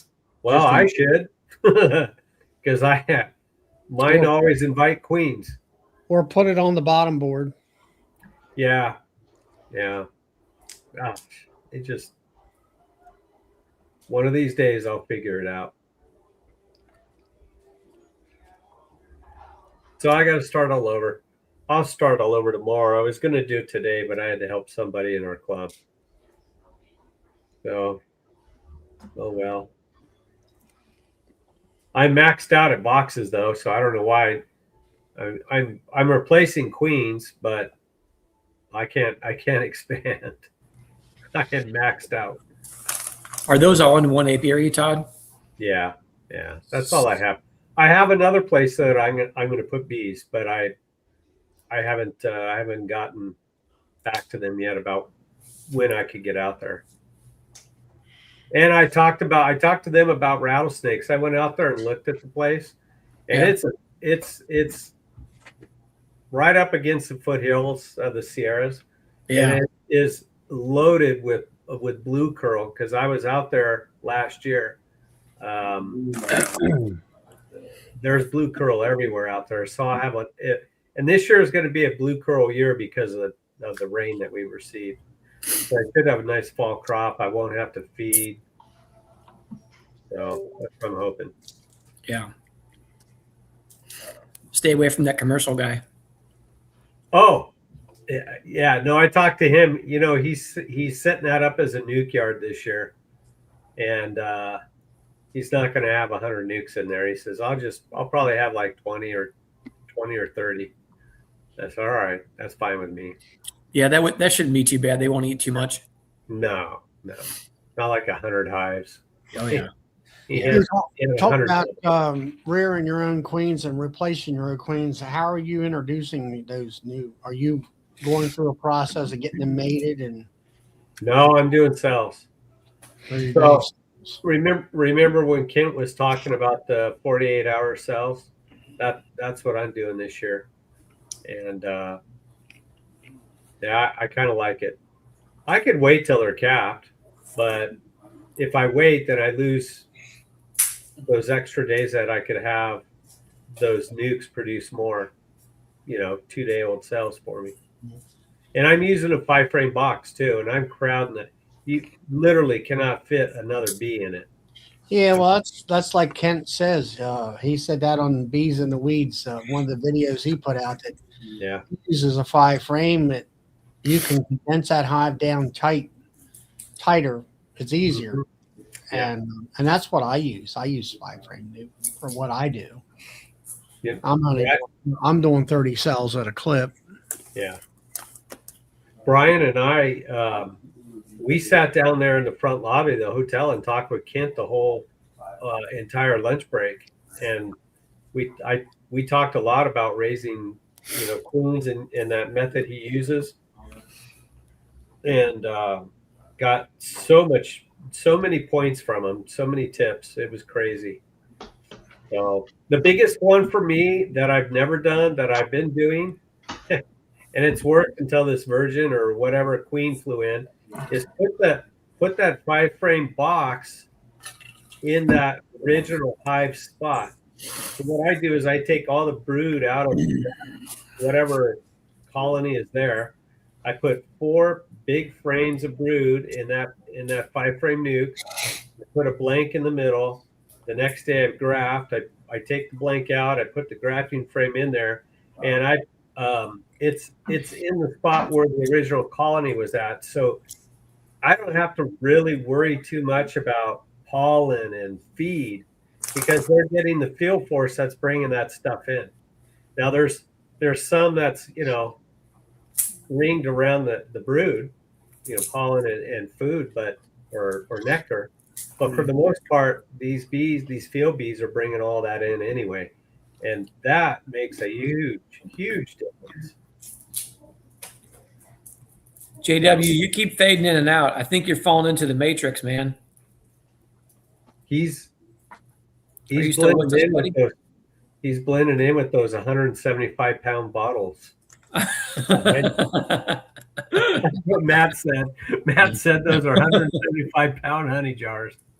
That's really awesome. How much do people pay for those 175-pound bottles? He needs to put his face on those bottles. $1 a pound. He does. He was right up against it. It looked like his face was on that label. Hey, I know the perfect person that can make an animated picture of him and put him on his bottles. His son, JW's son, his baby boy, that's just a little bit older than me, has he calls himself Buckmaster. What is it, JW? Buckmaster something or other. Buckmaster Irwin? I can't remember. Buckmaster Bader Irwin. Yeah. And he does these videos and stuff like that. Oh my gosh. He's entertaining. Let me tell you what. JW may not see it that way, but it's kind of funny. He's So got your bees are, Todd, your bees are banging them out good, Yeah, they are. good and healthy. The first round kind of sucks, but after that, But I mean, your bees in general are really good and healthy. Oh yeah, mine are. Yeah, they're doing Yeah, good. buddy, I think you're messing the camera up. I think it's him because of that. No, Yeah, I pretty much got everything done here feed wise. I think you're right, JW. I think it was his prettier face that was messing things up. The dog, the camera didn't know what to do with the dog moving in and out, back and forth, is what the deal was. I was wondering why it was doing that.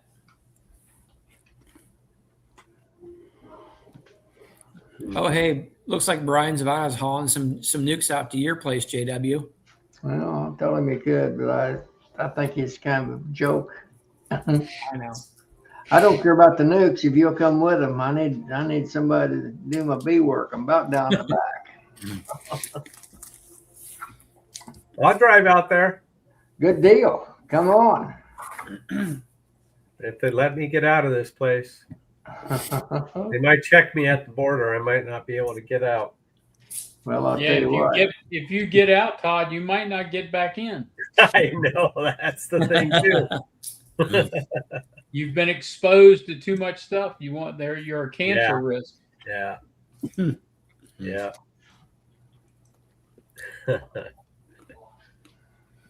Hey, Joey, how many peanuts you got left? About a cupful still. That's what I got. Tom's got 30 minutes left. I'm dwindling I down. think my here, buddy. bag was bigger than yours. Yeah, a little bit. Well, I got the free one from Texas Roadhouse, you know. Somebody mentioned there earlier how they used to have the big barrels of them that you can just partake in now. Ever since COVID, I guess they've produced these little bags or whatever. So I just grabbed it off the table. No, what happened was they got sued for peanut allergies and stuff, and then somebody slipped on the. Remember they used to throw the hulls on the floor? That was a big deal. Yeah. Somebody slipped on them and got sued over it, so they quit all that stuff. That's ridiculous, isn't it? Yep. I said, Judge, I say you knew that was doing that before you come into. That's right. That's right. That's just like that lady that sued McDonald's because of her hot coffee. That's still Yeah. As long as you have judges entertaining frivolous lawsuits like this, you will continue to have people taking advantage of the systems. Yep. End of story. And if you're a person that's taking advantage of somebody like that, shame on you.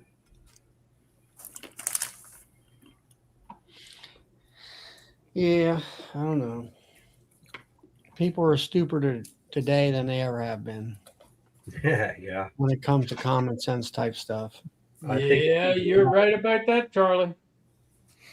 Well, it's like I told I was on the board one night on my bee club, and it was last year. They're getting ready to sell honey at the local fair.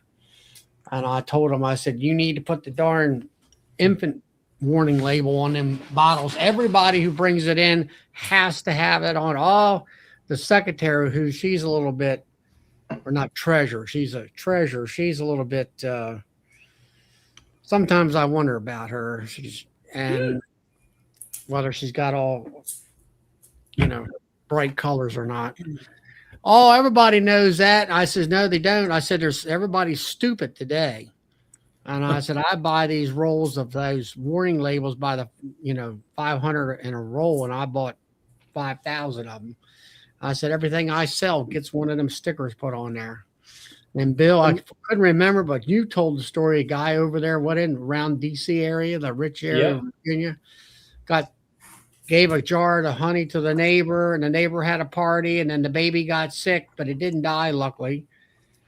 And it wound around, coming all the way back to the beekeeper that gave the free quart jar of honey and got sued over it because that baby got killed or hurt. And there was no label on the honey when he gave it to his neighbor of 27 years. That's ridiculous. He gave it to him for crying out loud. He didn't charge, Still have to have a label on it. I understand It that. didn't have the warning label on there, and that's what And in Virginia, that's part of the main label. It's that warning statement. But once you get licensed to pack honey in Virginia, you can remove that warning statement. Seriously? Yeah. How much sense does that make? It doesn't. I mean, that's just ridiculous. Yeah. I know, but it's why mine stayed on the label. Yeah. Wow. Just wow. So, I mean, I showed him where I got mine. I think Better Bee or someplace like that. And well, that's cheaper. I said, yeah. I said I started at printing it out on address labels, but that ink will smear and all that stuff. Yeah. And I said they could come back on you on that. I said just spend the money and buy 500 of them things. Then she's like, I don't know. Sometimes she's got brain fog or something. And so, well, that's cheaper than what I could do. You know, I guess, sits down and figures out it takes a half a cent to print a label out or something. Y'all remember talking about this kind of silly stuff and lawsuits?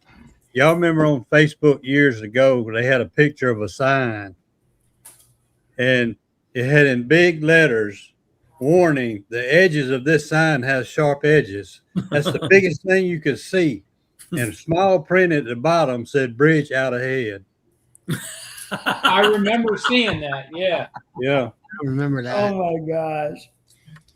I would be a fan of removing all warning labels on every product and then let nature sort itself out. Yes, exactly. Would it be like a purge? Would it be like a purge or a great reset? Thin the herd. Yep. Yep. That'll thin Well, the I mean- pool very quickly. I don't know. Yeah. It seemed like each generation, the information isn't passed on or something. I don't know what it is. You know, as far as common sense type things, whatever. I like what Brian says. How about making people get a parent license? Yeah. That's for sure.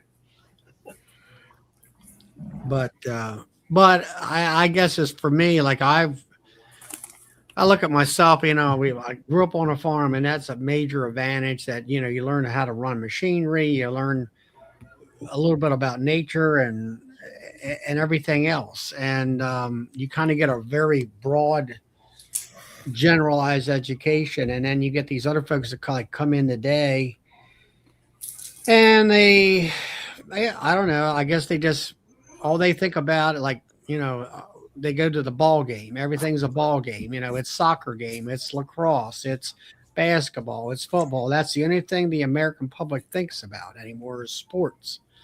And I says, you know, there's so much. Back when I was going, like, they had little league games when I was going to elementary. I didn't have time for that. I was out there baling hay, or cutting hay, or farming, or working, or doing something. You didn't have time for all that stuff. And you learned a skill set. Be Kind Apiary's got the statement right. But for every warning label that's printed or that somebody comes up with, there's a reason behind that warning label, because somebody actually did what they're warning you not to do. Yeah. That blows me away. Keep fingers off the saw blade, or don't reach into the grinder. You know, that kind of stuff. That's like that emergency door on the airplane. Do not open. Yeah. Yep. I know. Stuff like that. Charlie, I forgot to ask you how your bees are doing. They're good. They're getting stronger and bigger. And I mean, I got queen issues as far as, you know, quality queens being prolific. And I've been working on today with that. And I've got pretty much all my juice. They pretty much got all that done now. Mm-hmm. And I got some Hive Alive left on a few of them, and after that, it's kind of a fine balance here. I don't think it's nectar might be coming in a little bit from the maples, but I think they got enough in there. I'm looking at the larvae where it's nice and kind of wet looking, and with the jelly and all, which is a good indicator and stuff. And like I say, I'm pretty much done feeding.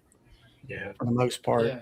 I just I was going through some of the hives, just kind of evaluating, and I'm like, I got another hive out there that's like, it's got a crappy type queen, you know. So I mean, like I said, I bought a couple queens this morning and a couple packages, and I took two of the production hives that were down in one medium, and they had like 4 or 5 frames of brood. And that's it, you know, 4 frames, you know, not 2 boxes full or 3 boxes full like the rest of them. And I put a new queen in, put the new queen in, and dumped 3 pounds of bees in on top of them, and hopefully that'll kick him in the butt, and she'll get up the lane good enough to where if I can get a super or so of honey off of there, I figure that'll, what's that, 30 pounds in a super, Bill?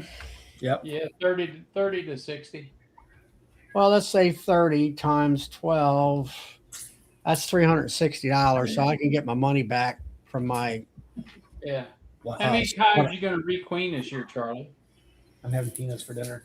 I'm gonna requeen in June. Here, bring them over here. Bring them over here. Everything in June. You going to requeen them all? Try to. That's my dinner, Joey. You want to see her dinner? This is her dinner. Pickles. She got a bucket of pickles here. Yeah, that ain't a sign of something, is it? You got you living on high on the hog there. Charlie. Hey, I hope I don't not. see no ice cream, Charlie.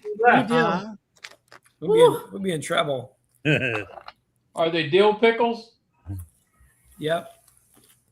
That's the only kind of pickle. Yeah. So here's a question. Who likes those buttery pickles? Sweet I do. pickles. Sweet pickles? Yeah. No, nasty. Nasty. You talking about? Bread and butter pickles. Mm-hmm. Yeah, Yeah, my bread and butter pickles. My mother used to put them in a crock and put grape leaves over top of them and all that stuff. Yep. Yeah. No. I don't like those. JW didn't even give an Irish goodbye. He just left. Oh, he did. He took off, didn't he? Yeah. I'm gonna send him a nasty email. I like the sweet pickles. I do too. Yeah. Okay, here's another one for you guys. I'm the only one in Easter- my house that eats pickles. Well, I like those pickles, the fresh ones. I mean, now the ones I've been that had ate was mother had them in a crock, and you put the little spikes of what were they? Was that dill spikes or something in there? yeah. Yep. And then she went out. We found grape leaves with some from wild grapes, Mm-hmm. and the grape leaves would. That's where the fungus or whatever would mold on that, and all that. And then she had it all in a brine and all that kind of crazy stuff. It tasted fine. It was sweet. I mean, per se. One year for my birthday when I was little, my aunt and uncle gave me dill pickles and a jar of mustard. Crazy. Those are my favorite things. See ya. Every time we go eat steak, my granddaughter gets those fried pickles, fried dill pickles. Mm-hmm. Yep. She likes them too, Joey. They're good when they're hot. Anybody drink the pickle juice when they're sick? Oh, drink yeah. it. Yep. It's good. Ugh. Especially if it's Drink it dill all the pickle time. juice. My dad used to drink the whole jar. He didn't throw the pickle juice away. Yeah, I usually will. Like I said, nobody in my house usually eats pickles out of the jar except me. So I don't mind drinking pickle juice out of it. So I have a question about sweet pickles versus dill pickles. Tomorrow's Easter, and typically most people do a nice spread of food and things like that, right? So with deviled eggs, do you guys prefer? Drop it in the comments too. Do you guys prefer Spicy pickles. dill or spicy pickles in your deviled eggs, or do you prefer sweet pickles like a sweet relish in your deviled eggs? Dill I pickles. like deviled eggs. I don't like deviled eggs. I'll eat either way. Take those Either out. way? I like it. I Bill says never dill. had a deviled egg I didn't like. And then if I'm making deviled eggs, I cut up the dill pickles, Yeah. and then I take some of the pickle juice and mix in with it. Yeah, that's good. It gives the filling a little tang. It does. I agree. I like that too, Bill. My mom makes them both ways. She makes half sweet, half dill because I like the dill ones. Now I hope somebody brings some deviled eggs tomorrow. I know we're all talking food now for the last minute. So that's interesting because, like Melissa said, her mom will cook both ways. Her mom takes care of us. Her mom asks for something over at her house, needs to have something done, something fixed, whatever. We usually take care of it. When we're eating somewhere like a church dinner or family dinner, and there's more than one plate of deviled eggs, I'm gonna get some off every plate. Yeah. If somebody different done it. Okay. You your mother-in-law must not need anything fixed at her house. You're eating peanuts for dinner.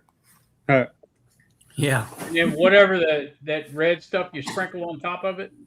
Yeah. Top of the eggs. What is it? Well, Larimore put cayenne, but I don't think that's Yeah. what. Some people put cayenne Yeah, on it. some people put Paprika. cayenne on it, but it's not spicy Or paprika. like cayenne.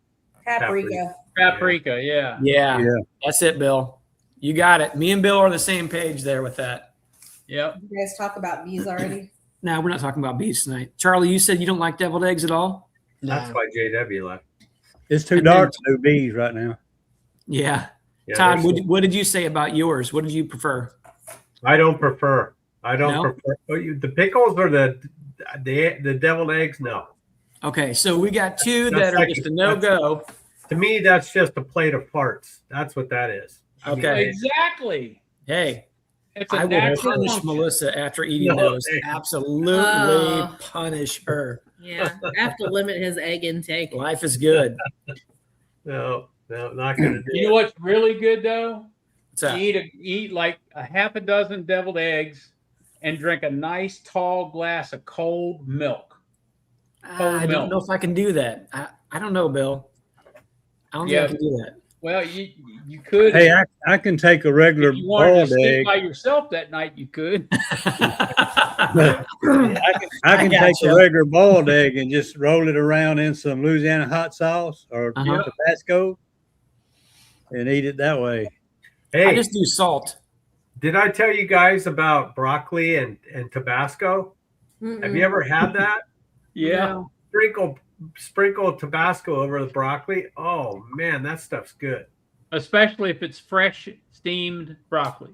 Oh, Where do you keep going? Quit jazzing around. every time I have broccoli, I put Tabasco. I like sriracha on my mac and cheese. Yeah. That's Yeah. good too. So, Tom, Yes, sir. pickled eggs or pickled pig's feet? Ugh. I'm going to go with the eggs. I'm not going to eat the pig's feet. That's Nah. not Why me. not? I can eat the pickled egg, but I don't like pig feet. Yeah, I'm not. That's not me, buddy.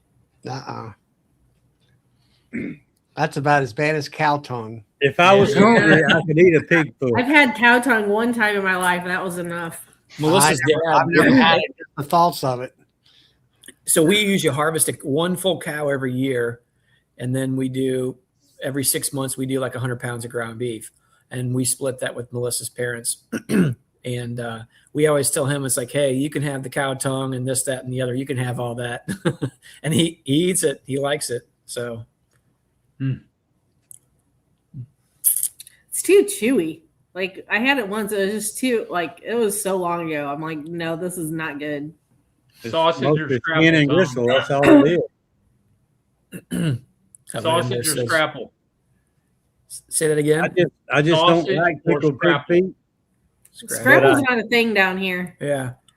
Like I know hate it is up there, chitlins. but I people around cannot here don't stand eat chitlins scrapple. or liver. Yeah. And well, there's another name for scrapples called poonhouse. Yeah, we Huh, don't do I didn't know that. I never heard that before. Yeah, it's the same thing. clay cook. You can have all the cow tongue. Mm-hmm. I think I like the tacos like lengua because I think tongue in Spanish is lengua. It's like lengua. Eric says I've sauce seen that on menus before. don't have no flavor. Well, it's highly seasoned. Yeah, if they didn't see it, then If it you ain't got, seasoned, it ain't no good. you got sausage that wasn't seasoned. No, Larimore. No, I don't eat head cheese. Oh, I do. Ugh. Rocky Mountain oysters. You can keep those too. What, mountain oysters? Yeah. Did your That's dad too eat much, this? too much mountain to me. No, Jerry used to like brain. Oh. John mentioned fried brains. No, no. My dad used to eat all the squirrel brains we bring home. No, gross. He would eat them. He'd fry them things up like crazy. Charlie, what's your favorite food of all time? I don't really have a favorite. Cracker Barrel. Cracker Barrel. Popcorn. Popcorn. Nah. Bingo. I don't know. Bill, you win the trivia question for tonight. I don't know. It just depends. I mean, I like turkey, but turkey get old. You get tired of that quick. Mm-hmm. There's nothing really.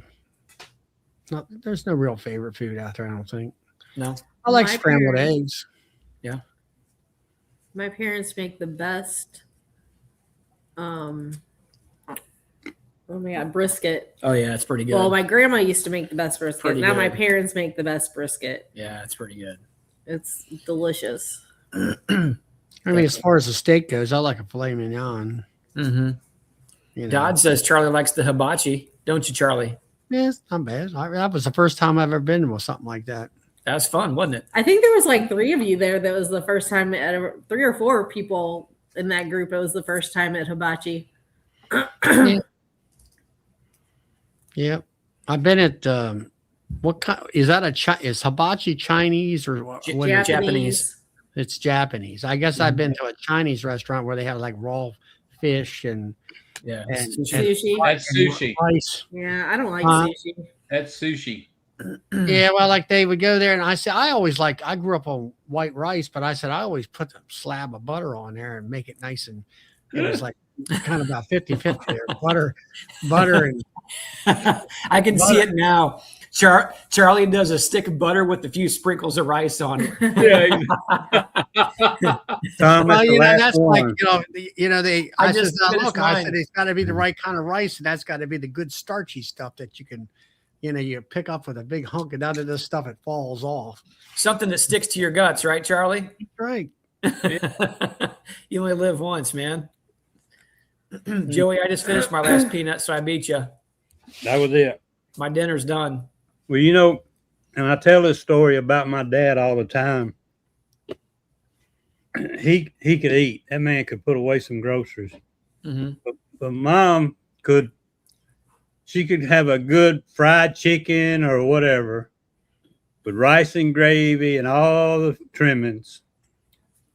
And the first thing Dad's going to eat is a big plate of that rice while it's good and hot and a big pile of butter. Yep. And that's all Mix that's it on all that up. plate. Stir it up and eat that whole plate. And then he'll fix his chicken and everything else with rice Yeah. and gravy. Well, the Behind thing with that. rice is quite filling and all. So What did Matt say? now the other thing, as far as bees, I've looked at a few hives. I could see some cups. They started some cups at the bottom. And then I could also, as far as drones, I've seen a few walking drones, not much. They're coming. We had lots of drones. Yeah. I got a bunch of drones too. So I should have about 35 queens every other week.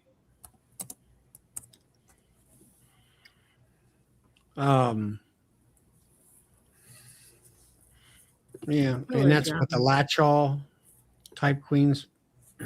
Yeah, they are latch-all queens. And that's what it's latch-all, but it's a carny something It's mixed. either a Carney, Italian, and you can have a latch-all mutt too that's kind of mixed with everything. I like to get some of them. What other kind of food you guys going to have tomorrow? Ham. Ham? S'mores. Ham with mashed potatoes and gravy and green beans. We got a ham and turkey. And I asked my wife, I said, have we ever had turkey on Easter? I don't remember ever having it. I think at Tom's family, I think we're grilling. And then Tom's family does a very eclectic holiday foods every holiday. And then my mom is doing turkey. So we're doing turkey at my mom's house. I just realized we were done over 2 hours. I haven't Uh-oh. looked at the clock. You're So like, when we finish like 10 more minutes on food. Yeah, we can go to 10 o'clock and shut her down. Okay, here's another one. This separates people too. And turkey. Who likes the white meat? Who likes the dark meat? I White like meat. white meat. Dark meat. Charlie What? or Joey, you're either one. Yeah, I know. I like white. Just too. buy a turkey breast and be done with it. Yeah. Yep. Now I'll save all the dark meat and do like soup or chicken and dumplings or something like that with it. Yeah. Oh, Now- I went to Cracker Barrel the other night, What? Did Charlie go? and I ordered chicken and dumplings. Yeah. Right. So I'm eating this chicken and dumplings, and there's it's all all this bread in there. Right. Yeah. That's what the dumplings are. I got three little piece strips chicken about an inch to an inch and a half wide and about 3 inches long. 3 pieces. That was That's it. Yeah, that's how Yeah. they do their chicken and dumplings. It's like chicken strips and dumplings. Yeah. Hey, what, And it- what so they I should told- call it I is told the dumpling with manager, the I side said, you need chicken. to start calling this dumplings with chicken. Yeah, that's right. They're cheating you on the expensive That's part what of that Clay meal, just aren't said. they? You must have ordered Yes, dumplings they and are. chicken. Yep. They're giving you the breading, which is cheap. Yeah. And a Melissa- lot of gravy. Because you had to Melissa have a makes lot of really gravy good. to get the bread down. Yeah. Yeah, I didn't get a warning, Joey. Huh? I put like 6 laughing heads on there, and I never got a warning. I adjusted that. Oh, I don't remember how many I put on there now. chicken and dumplings is a good meal. I love that when it's cold outside. Yeah, Mhm. as long as there's more chicken in it. Yes. Than dumplings. That's right. That's right. You need that protein, don't you? Yeah. Just like the bees, we need our protein too. Yep. What else has everybody got lined up for tomorrow? All right. at Easter? Old country ham or regular ham? We don't do ham usually. Yeah, I'm not a big ham guy, Bill. I'm not a huge pork guy. I'll eat some, sausage. Occasionally, I'll have a little bit of Bacon. ham, bacon, or pork chops or breakfast chops. But I don't know. Typically, we're not huge pork eaters. Well, you know what old country ham is, right? I was going to ask you what the difference in the two are. It's salt cured ham, is what it is. Salt cured. Yeah. Okay. Yeah, we used to have hams that hung in the ham box Sweet ham in or the salty? barn. Yeah. And you go out, open the ham box up, whip your pocket knife out, and cut a strip off the ham, and close it up and put the lock back on it. My grandmother said that they used to keep them in barrels. They'd put a layer of salt, layer of meat, layer of Yeah. salt, layer of meat. Yeah. Yeah, these were hung in cloth bags or burlap bag, and the ham was hung, and then they'd take the salt and they'd fill the bag around the ham. Okay. There used to be a guy that worked for me for a while, a couple years, and he buys our bourbon barrel aged honey. He buys one bottle of it, and he uses that entire bottle to bake his, and he does it kind of like a glaze on his. He did it around Christmas time, his ham with that, and he swore by it. He said it was the best thing he's ever had. Yeah, I had somebody buy a pound of my honey, bourbon honey, and put it on ribs. Oh yeah. Oh yeah, they loved it.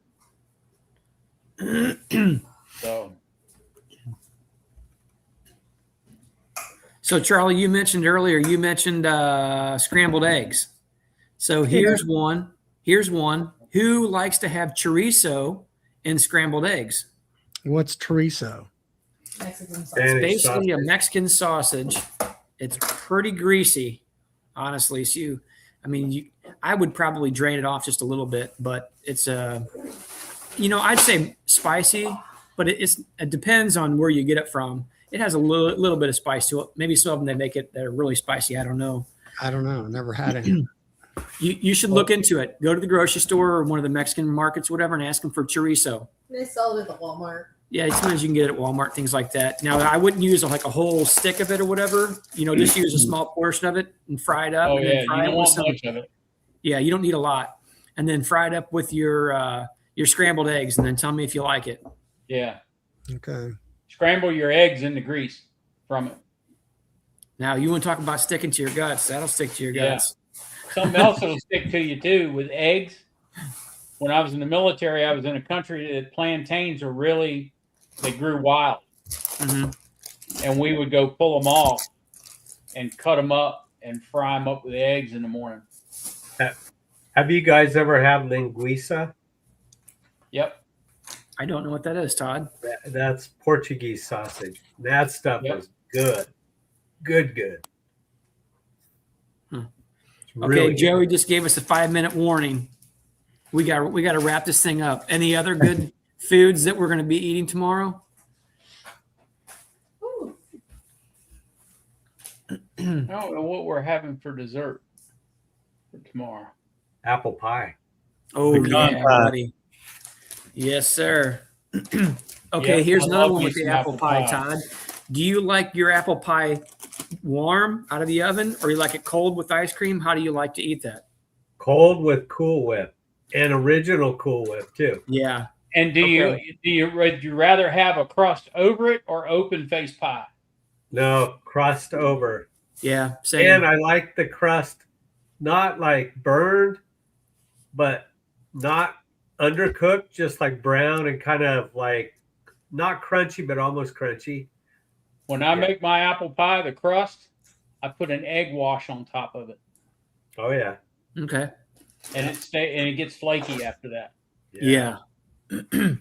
That's how my mom used to bake those pies, Bill. She put that egg wash on the top and gives it that little glaze, a little sheen on it, kind of Yep. flakiness and all. Yep. So, Todd, I'm going to disagree with you just a little bit on that, okay? Just a little bit. I like my apple pie to be warm, but I'll take Me either that too. ice cream or I'll take that Cool Whip. And like you said, the real stuff, not the fake crud in the can that my kids eat. Yeah. I want ice cream on mine. Yeah, that'd be good. What about you, No Charlie? ice cream. Yeah, the ice cream would be better, I think. I mean, I like Cool Whip too. So the one in the can is not the same as in the tub? No, No, definitely not. it's different. Cool Whips never come in a can. They make it in a can now? It's called They whipped just cream. fucking Well, I mean, whipped cream. there's different Whipped companies cream. out there that all make it. Well, there's whipped cream, but Cool Whip is different. It's always been in the tub. Yeah. Okay. Yeah. Cool Whip is almost like ice cream. Yeah. Mm-hmm. You But not. freeze it. It'll be like ice cream. Matter of fact, when we do homemade ice cream, we put a little Cool Whip in it to give it that texture. Oh, nice. Yeah. Mm. And I'm getting hungry again. I know, right? Yeah. I might have a second bowl of That's ice cream. it right there. And the bad part about it is, right across the parking lot from my shop, Mhm. there's a brand new ice cream shop opening up. Oh, yeah, buddy. No. Yes, sir. And you're gonna have to take that picture down of your old place. 'Cause now- Yeah, I know. Hey, Bill, you better look out, man. That ice cream, If I I lived know. across from it, I'd be getting pretty chubby. No, I can't do that. I like real, kind of like that homemade ice cream. Yep. We used to I do got that one when of I was a kid. My dad used to do the homemade ice cream and the little mixer with the salt and the ice around the whole little canister and all. Yep. That was good stuff. Yep. That's the only way to make. Yeah. I got one of those yogurt shops right across the street from me. Man, when that thing opened up, I was there about every night. You put your own toppings on it. Yeah. Those used to be fairly popular around here. There was one in Springfield, Tom. I forgot what it was called. It was something custard, and it was a very popular brand in Southwest Missouri. Really? Yeah, I can't remember. I called my uncle right now. He'd tell me in 3 seconds what it was. It was a custard place, you said? Yeah, it was the custard place. Brahms No, not Brom? Brahms. That's Jefferson City. I want to. in Springfield too. Clay says Ritter's. No, not Ritter's. All right, it's 10 o'clock. We're gonna get out. Appreciate everybody over in the chat. Appreciate everybody coming into the studio. I hope everybody has a great Easter tomorrow. Spend it with your family. That's right. We'll TCBY. see y'all Andy. next week. God knows it's Andy's. It's Andy's. Andy's, he got it Andy's before mustard. it's gone. Yeah.